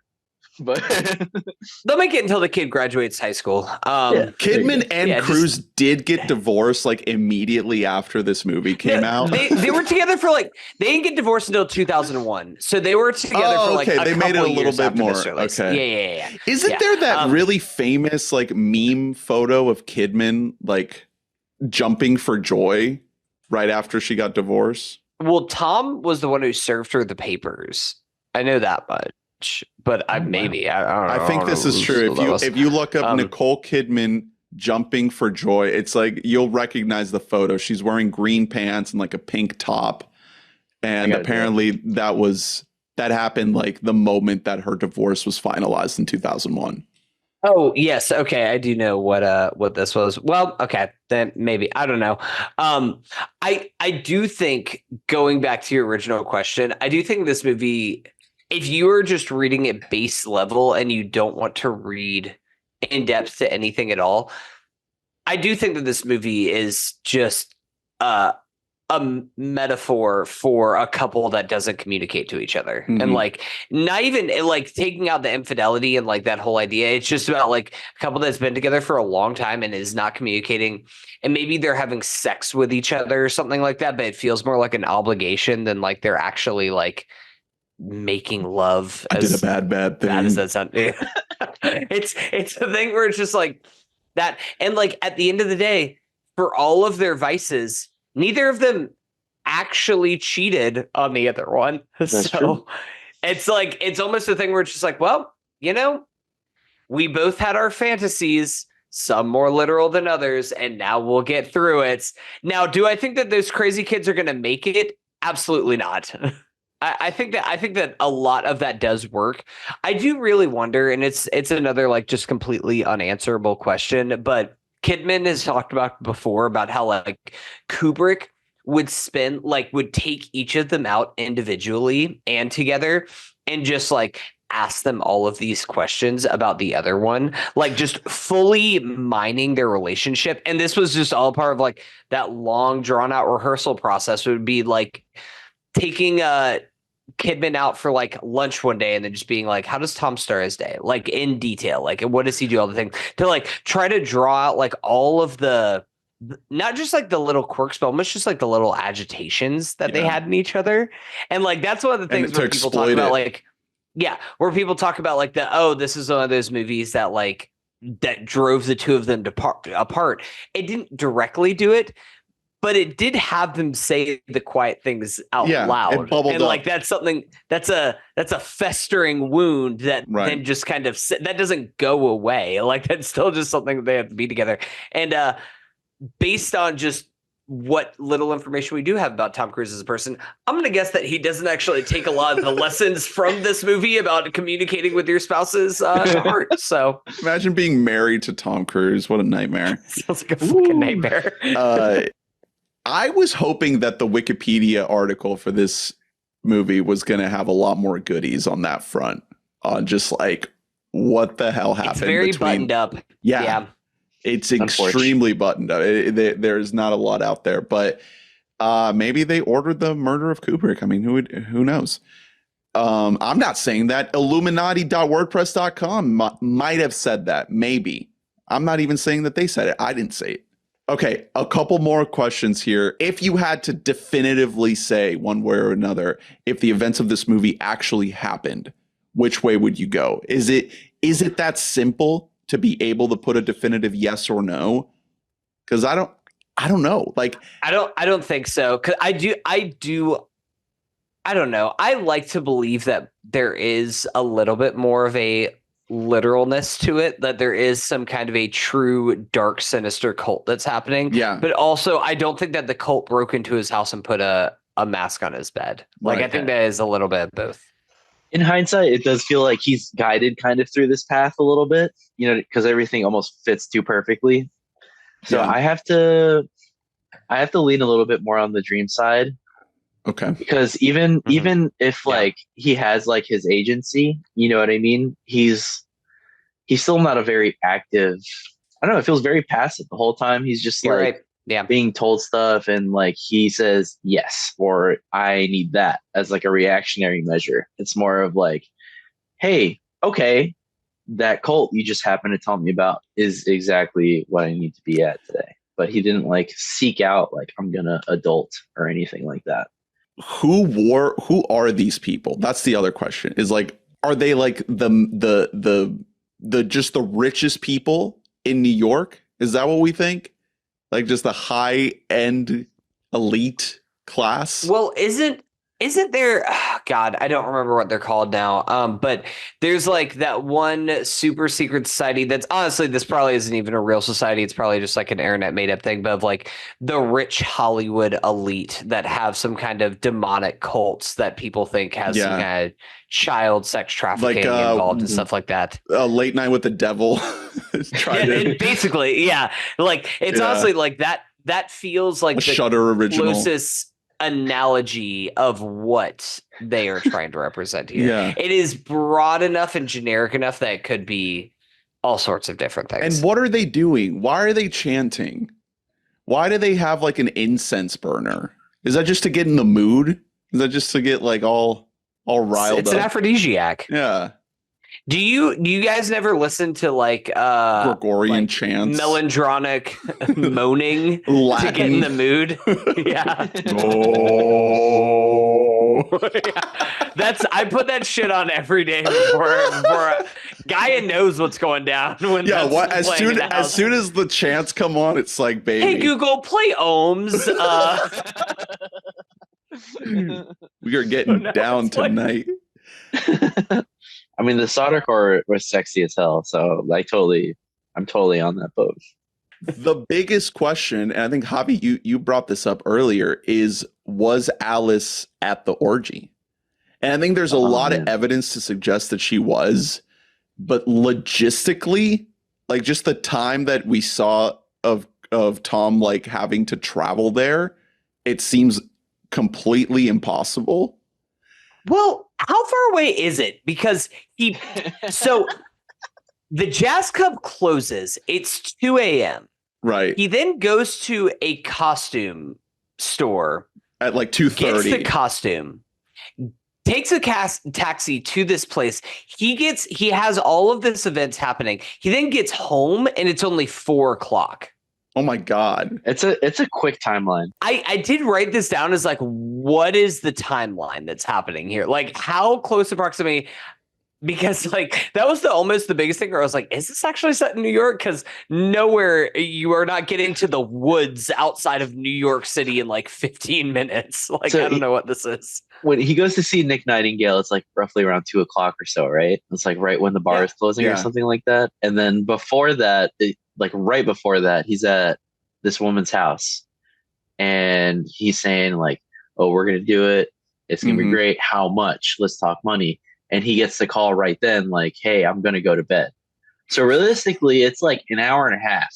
Right. She's like gone, accounting for like travel. And that's being generous. It could work. It's like, okay, to drive there and come back, maybe. But like, what's the plan at that point? Are they trying to put him on? Like, it is kind of like a guided adventure for him. If it is like his worst nightmare, like in this world, let's just say like it's his nightmare and that's just like the whole world. Well, I think that's part of the key of trying to figure out where you land on it, because I think that if you go the route of literal, like this actually happened, it's probably best to assume that Alice was not there, that she was at home the whole time. If you go the route of dream, of this all being a metaphor, and just, you know, to be this figurative representation of the themes of the movie, then it does make sense for her to be there, because the whole idea of what we brought up earlier of just like urges and desires, and the notion of him assuming that she would never be a part of this, that only he could be welcomed in such a world, and she would never even consider the idea of being part of this world, then her being there makes more sense, because it's like, oh baby, I am there every night.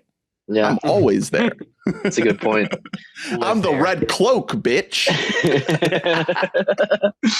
I think like if it is his worst nightmare, then yeah, they're out to get him, which is kind of my read on it, because like, I don't know, because after she gives that whole speech and saying like, I was there, there's so many people, it's like too many coincidences to discount. Yeah. And it's like, yeah, that's entirely possible. Like this organization or group or like this selection of people has like more connections than you can imagine. They probably could pull it off, but why pull it off?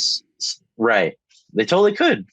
And they didn't. Instead, they decided, hey, we're going to take Tom Cruise on this ride. We're going to let him go for it. We're going to let him live. We're going to take Nick Nightingale. We're going to punish him. But Tom Cruise gets to do his thing. He's just a like fucking loser. Right. Yeah, Nick Nightingale, that piece of shit pianist. I knew when I saw him talking to him that it was over. Can't trust him. See, and that's almost like a thing where it's just like, was this all some sort of test for Bill that he failed? Because Bill could be a member of the high elite. Bill is like loaded. Like my guy is like fucking raking in money. Right. Yep. He obviously has like these impulses, whatever it is, that there is some kind of a test that is being played here, but it's not even necessarily 100% clear on if he's like passing or failing until it's very clear that like he failed the test and now he has to get cut out from all of this. But like it almost is a thing of like, we're gonna soft launch, see if you are allowed to be part of this high society. Well, if that's the case, I mean, then it goes back to another one of these, or I guess one of the crazy theories that I brought up earlier about like if the final moment with the daughter, and again, this video like really gets into it. where they actually point out that one of the actors seen in the last shot that we see the daughter. Because remember, the final scene, we see the daughter, and then we start going back and forth with their conversation. We don't see the daughter for a while, and then the movie just ends. So they just like send her on her way to Yeah. run around in the store. So the last moment with the daughter, it's implied that we see the same man that was tailing Tom in the street, that was like following, that he's in the store, and that the daughter is like offered up to this man. So the conspiracy here is that if what you're saying is that maybe there's some kind of blackmail situation, that the only way he can be accepted into this world is with that level. Yeah, with that level of sacrifice. Like, you have to give up your daughter, otherwise we're going to kill all of you. All of you will die. So then we have that on you. Then the only way that you're part of this is if we have something to use against you. And that's the only way that you can exist as part of this group. I think that the only way that theory works is then if Alice is also complicit in this. Alice is also just like, I want in on this. Yeah. Like, I also am willing to give all this up. I don't want to wear the mask of being the mother anymore, of being the perfect wife. I want to get into this dark society. I want to fuck. I kind of like that. I think it's cool and it's compelling, but I also it's very upsetting. It's so upsetting. My definition of cool is like, everybody put their whole ass into making this hurt. Yeah, just doom the most doom you can doom. Right. All right, let's close things up with the categories. Every episode of our Tom v Tom series, we close up the episode with our series of categories to wrap up the film. First category is Run Pee, brought to you by Run Pee, the app that tells you when to go pee during all your favorite films. When do you go pee during Venom: The Last Dance? I don't know. Not when Venom Frog is on screen. Anytime that you see Venom Frog on screen, don't go pee. Stay there and sit your ass down and watch Venom Fuck is Frog. Venom Frog? I don't know what you're saying. I haven't seen the film. I have yet to see Venom: The Last Dance. I look forward to it, but I do know that Venom Frog is featured in the film. There is a frog that is Venom. I know this for a fact, and I'm waiting for it, and I will not go pee during the Venom Frog sequence. There's also a Venom Horse. So Run Pee. I have seen Venom Horse. Okay. When do you go pee during Eyes Wide Shut, the Stanley Kubrick film? I think that there's a very easy window to go pee, which is when he is back from the orgy. Like that whole like daytime. After the Kidman scene. That whole like daytime sequence of him like going back to work and like talking to his secretary to cancel my appointments, try to find Nightingale. Maybe you miss Alan Cumming. I mean, maybe if you have a fat piss, like, and you really gotta go, like maybe you miss that. But like, there are plenty of like, everyone talks so slow that like you can find a really long window in there and you'll be fine. So much of this is memorable to me, honestly. Like if there's like a little brief window, right, between when he gets to the cult.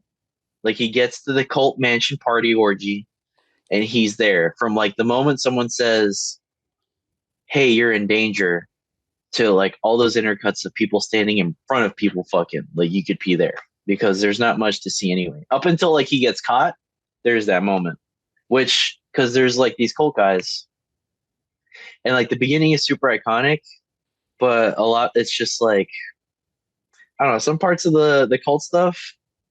Maybe it's just like the aversion to nipples in general. Yeah. Maybe you gotta wank one out real quick. You just can't control yourself. You gotta go pee. That way you get a little bit of everything. That way you brother, you need to go to therapy if you're just like, I'm so fucking horny right now. Yeah. No, it's true. To what you guys were saying earlier, I was so worried during that part. But there was a little bit that dragged, but so much of so much of what was so good about the rest of the movie is it was just so funny of how ridiculous it was. Like, should I be nervous? Should I be giggly? Or like All of the above. Yeah. Any other Run P moments to shout out? No, I think that your spot that you had, because at first I was thinking like, oh, I don't want to miss anything with Alan Cumming, but there is that whole little gap right as like the morning hits where you've got like a solid 2.5 minutes that you can. There's you a can go window, Run P. easy window. Yeah. Thank you, Run P, for sponsoring this episode.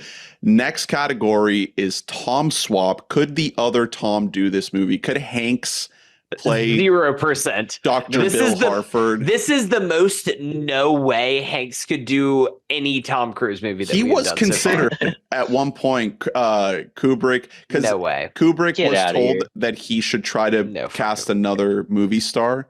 So, Drew brought up Steve Martin and Woody Allen. Hanks was in the conversation.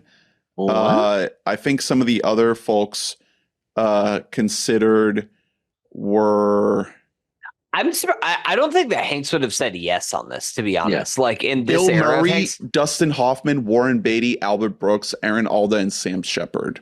Whoa. Dustin Hoffman makes a lot of But sense. that was all like we said, this movie was long gestating. So this was all like in the 80s version. Dustin of this Hoffman, movie. 80s Dustin Hoffman, actually, I think could kind of kill it. Did you say Alan Alda? Yeah.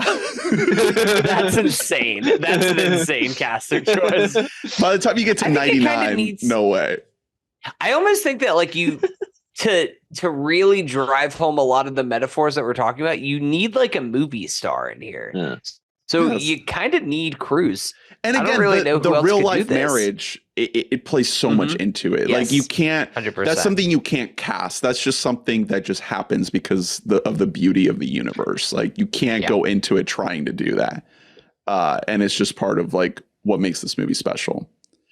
Crazy. All right. Next category is what is your favorite scene and what is the most iconic moment? Iconic moment is easy. It's the mask. It's just every shot of these like cloaked masked figures. Even like a lot of the orgy naked stuff, but specifically just the cloaked mask figures, like absolutely the most iconic moment of this movie. Favorite scene, gotta ride hard for the argument. I do feel like this pot is making you aggressive. we didn't hit that scene hard enough about how fucking good of a scene that is. Everything that Nicole Kidman is saying, and like I think that I saw this movie in high school, but really one of the things I always think about whenever I see that scene is Love Crimes by Frank Ocean, which samples this argument right here. Wow. You've never been jealous of me, have you? And why haven't you ever been jealous of me? You're very sure of yourself, aren't you? Like all of these little things that she is doing is just like so crazy that cuts to once again wide mouth Tom just like, oh no. It's honestly it's incredible physical acting that he is doing right there, and Nicole Kidman just giving it like 110%.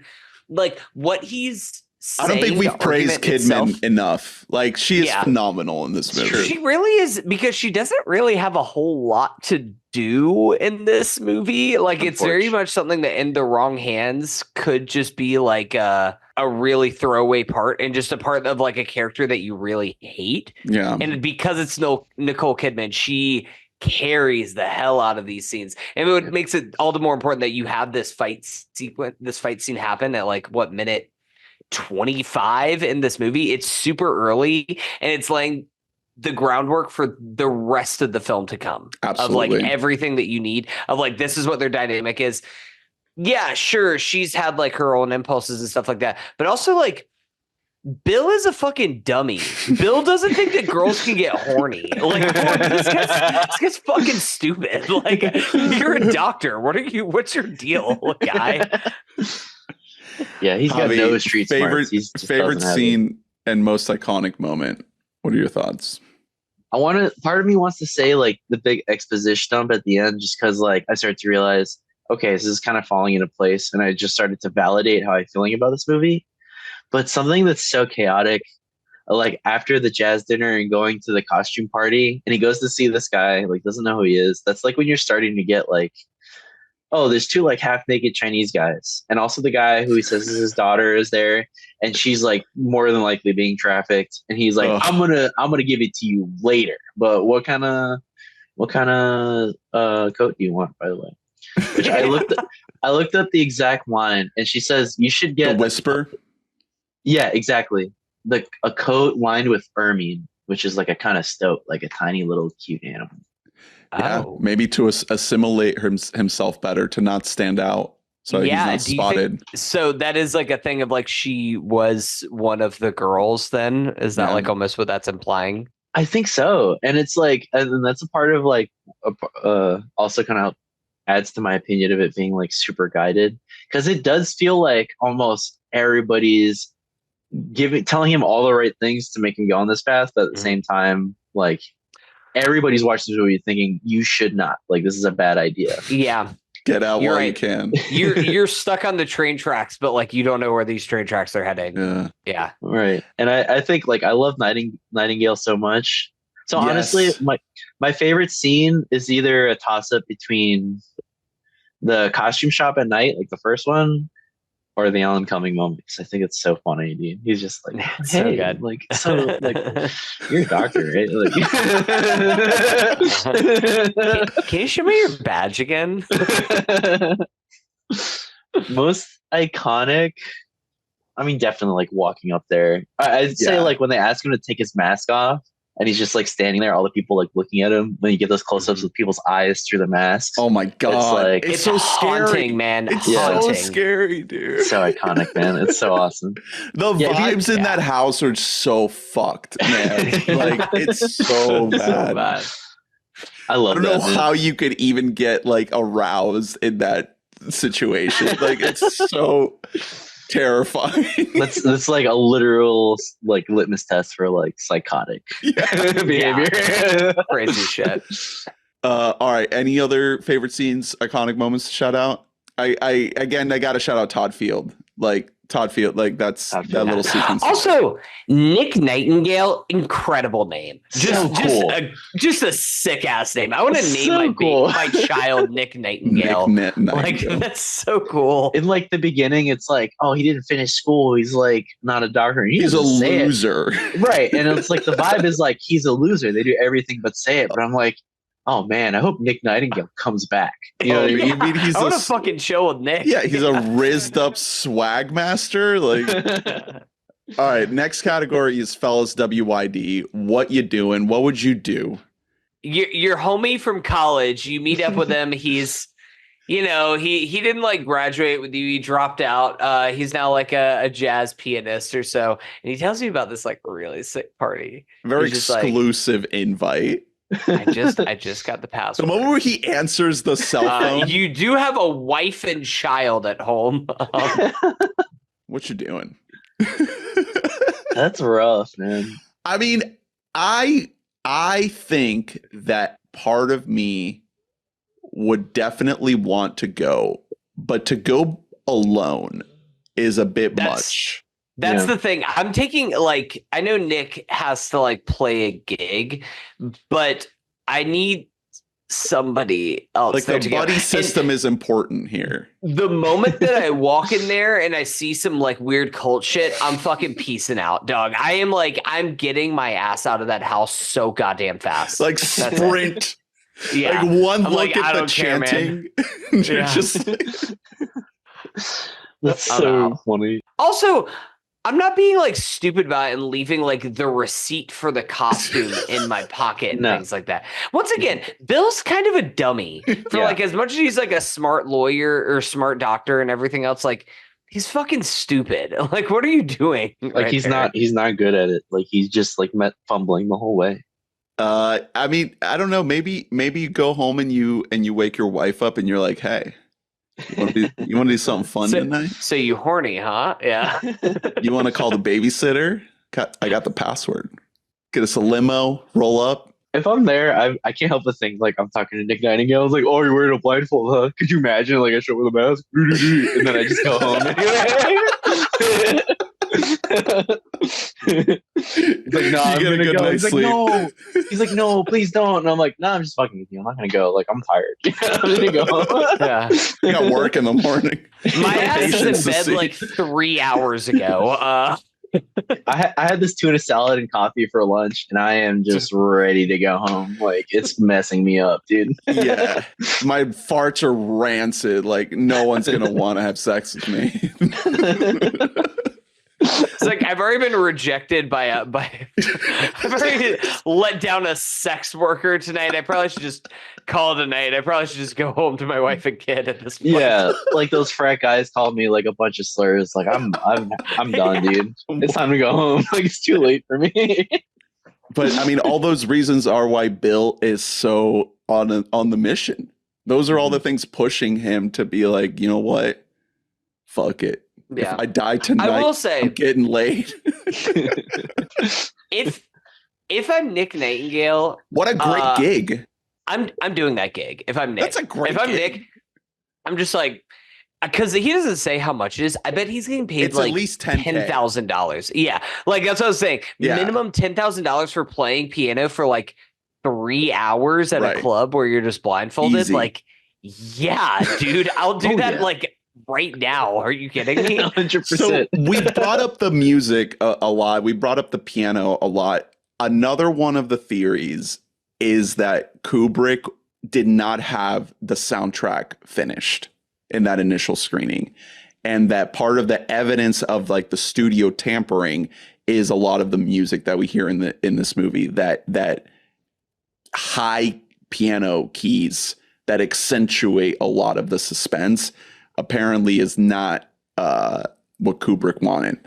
I don't know if that's real or not, but that's what some people point to as this movie having very clear evidence as not being exactly what Kubrick wanted it to be. But Todd Field apparently was very good friends with Kubrick, and he's one of the defenders of the cut. And he says that the cut that is out, that exists in the world, is what Kubrick wanted. And it's maybe a couple little things were changed, like very minor tweaks were made after his death, but that it's not substantially different, and that the music was not entirely done without his supervision. So a lot of conflicting things, but the music is one of the more like contentious points of people trying to make that argument. I mean, if it is a studio thing, then good job by the studio, because it's like it's an incredible score. Like, it is so haunting. It is Totally agreed. very, very, very effective. I did a bad thing. Next category is what are you scoring this on the Tom scale?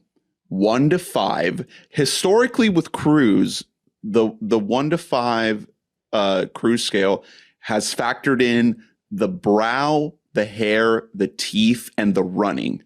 I believe there is 0 running. Like, they're No not even running. jogging. Yeah. He is very slowly moving through this world.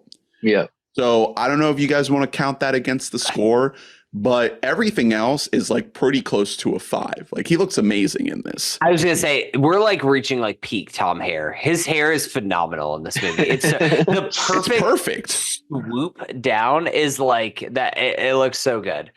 This is It's hard so to judge close because a it's 5.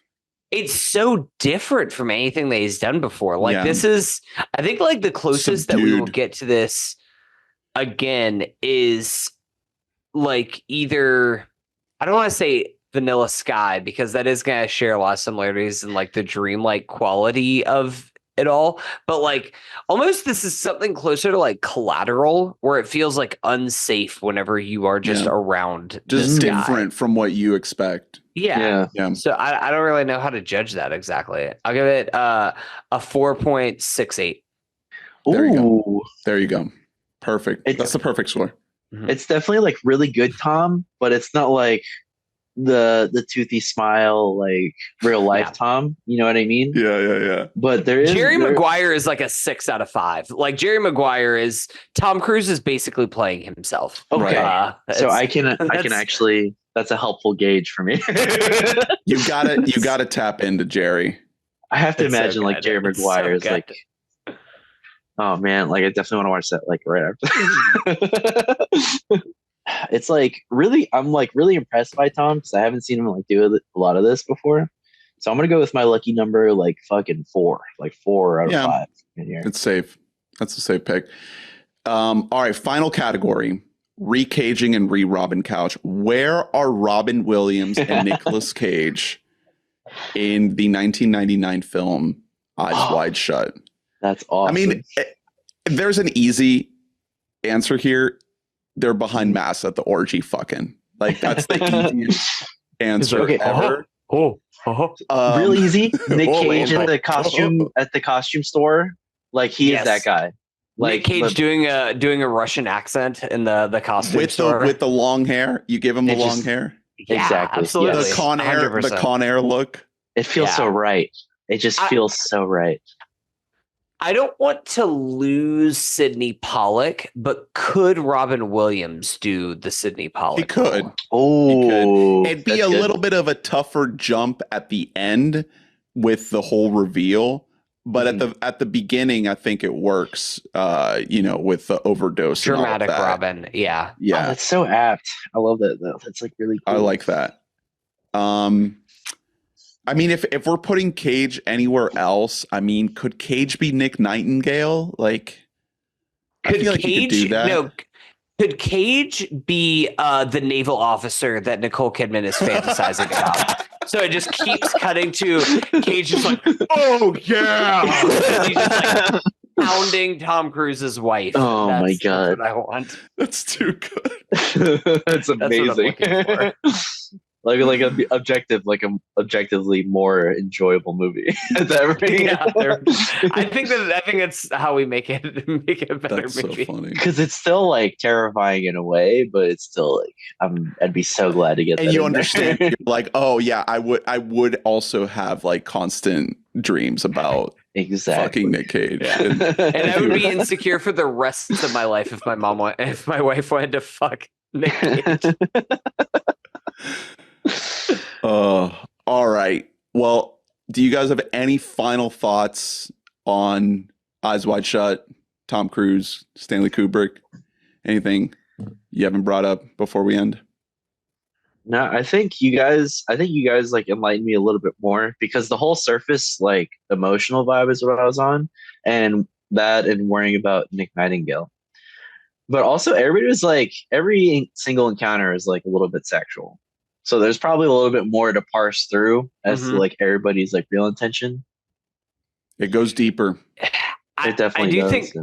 I do almost think that you're right about that like sexual thing of like every conversation between two people, there's like somebody is on top and there's some kind of give and take sexual process that we could keep going as far as like the dynamics that are happening in this movie. Every character attended the orgy. For all we know, they were all there.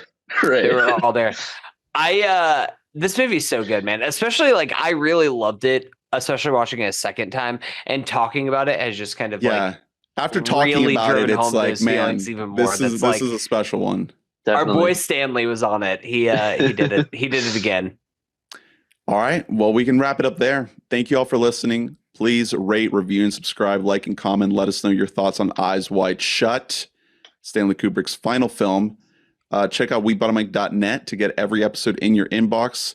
And patreon.com/webottommike for all the bonus goodies, including some archived episodes. I should have mentioned this at the top, but we recently had some of our early episodes of this podcast get copyright claimed, so I had to take them down off the feed, and I popped them on the Patreon. So $5 a month, probably start putting a lot of the old archives on there of the many hundreds of episodes that we've done. So thank you all the donors that make this podcast possible.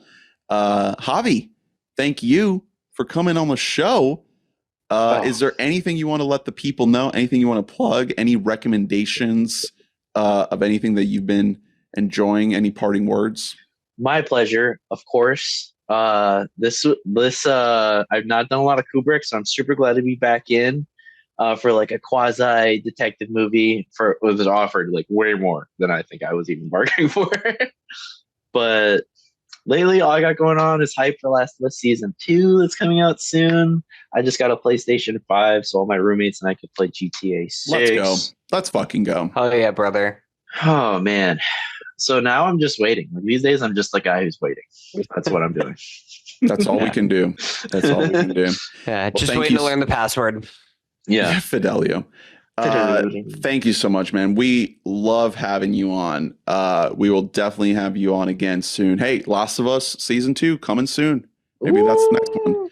I may or may not be like unhealthily obsessed with whatever happens next. Next week, we continue our Tom v. Tom series with Mission Impossible 2. John Woo film. There was a chance that we were going to skip this one because we did skip Toy Story 2 on the Hanks side. But I thought, fuck that. You called an executive decision there. This was everybody gets one executive decision, and this was yours where you're like, we're not skipping Mission Impossible 2. We are barreling into the 21st century with what might be the worst movie that we cover in this series, but baby, it's also the best. We'll see. We'll see what happens. And then beyond that, getting into fall movies with Anora. And I don't know, any conclave heads out there? What if we had to choose a pope? We're about to, Ernie, you and I made a letterbox list yesterday that's like 45 movies deep that I have to see in the next month, and I was like, oh dear God, we're at that time of year. So what are you most hyped for the year end, Javi? You got your eye on A Complete Unknown, or are you more of a Gladiator 2 head? Like, what's your head at with anything coming down the pipe the next couple months? Oh man, A Complete Unknown looks good. Gladiator 2 looks awesome, but I also haven't seen Gladiator 1. I will say Romulus blew my freaking mind. That was so good. That was very good. Yeah, we were fans of it. We had some qualms, but I think we were on the positive side of it, right, Hunter? Yeah, no, for sure. I enjoyed Romulus a lot. You should check out Gladiator. Gladiator's great, man. It's a blast. It's a good fun time. I'm excited for Gladiator too. That's awesome. I think it's going to be good. I think it's crazy that Ridley's still at it. I still have not seen Napoleon. I'm like really behind. It's fine. Napoleon's fine. Now, House of Gucci is a masterpiece. House of Gucci is a perfect movie. Last Duel was great as well. Yeah. Last Duel I want to see. But I've heard Last Duel I should probably watch next because it's like so up my alley, dude. Hunter, is the number one movie on your little list you made Juror number 2? Is that your top priority? It's so close up there. That's now apparently it's only coming out in like 7 theaters in the country or something like that. So not great for our boy Clint. No, but really it's Anora and it's Nosferatu Winter is coming our way. Ooh, and Nosferatu, baby. That's gonna be so good. Yeah. Let's go. The living vampire. All right. Thanks again, Javi. Yeah. And thank you all. Have a spooky season. Be safe. Eat some chocolate. Eat some candy. And do the spookiest, scariest thing of all. Fucking vote. Vote. Oh, I have my hat here. My I voted sticker. Vote, motherfuckers. We'll see you next time. Also Mission Impossible 2. Bye-bye. Bye. Bye.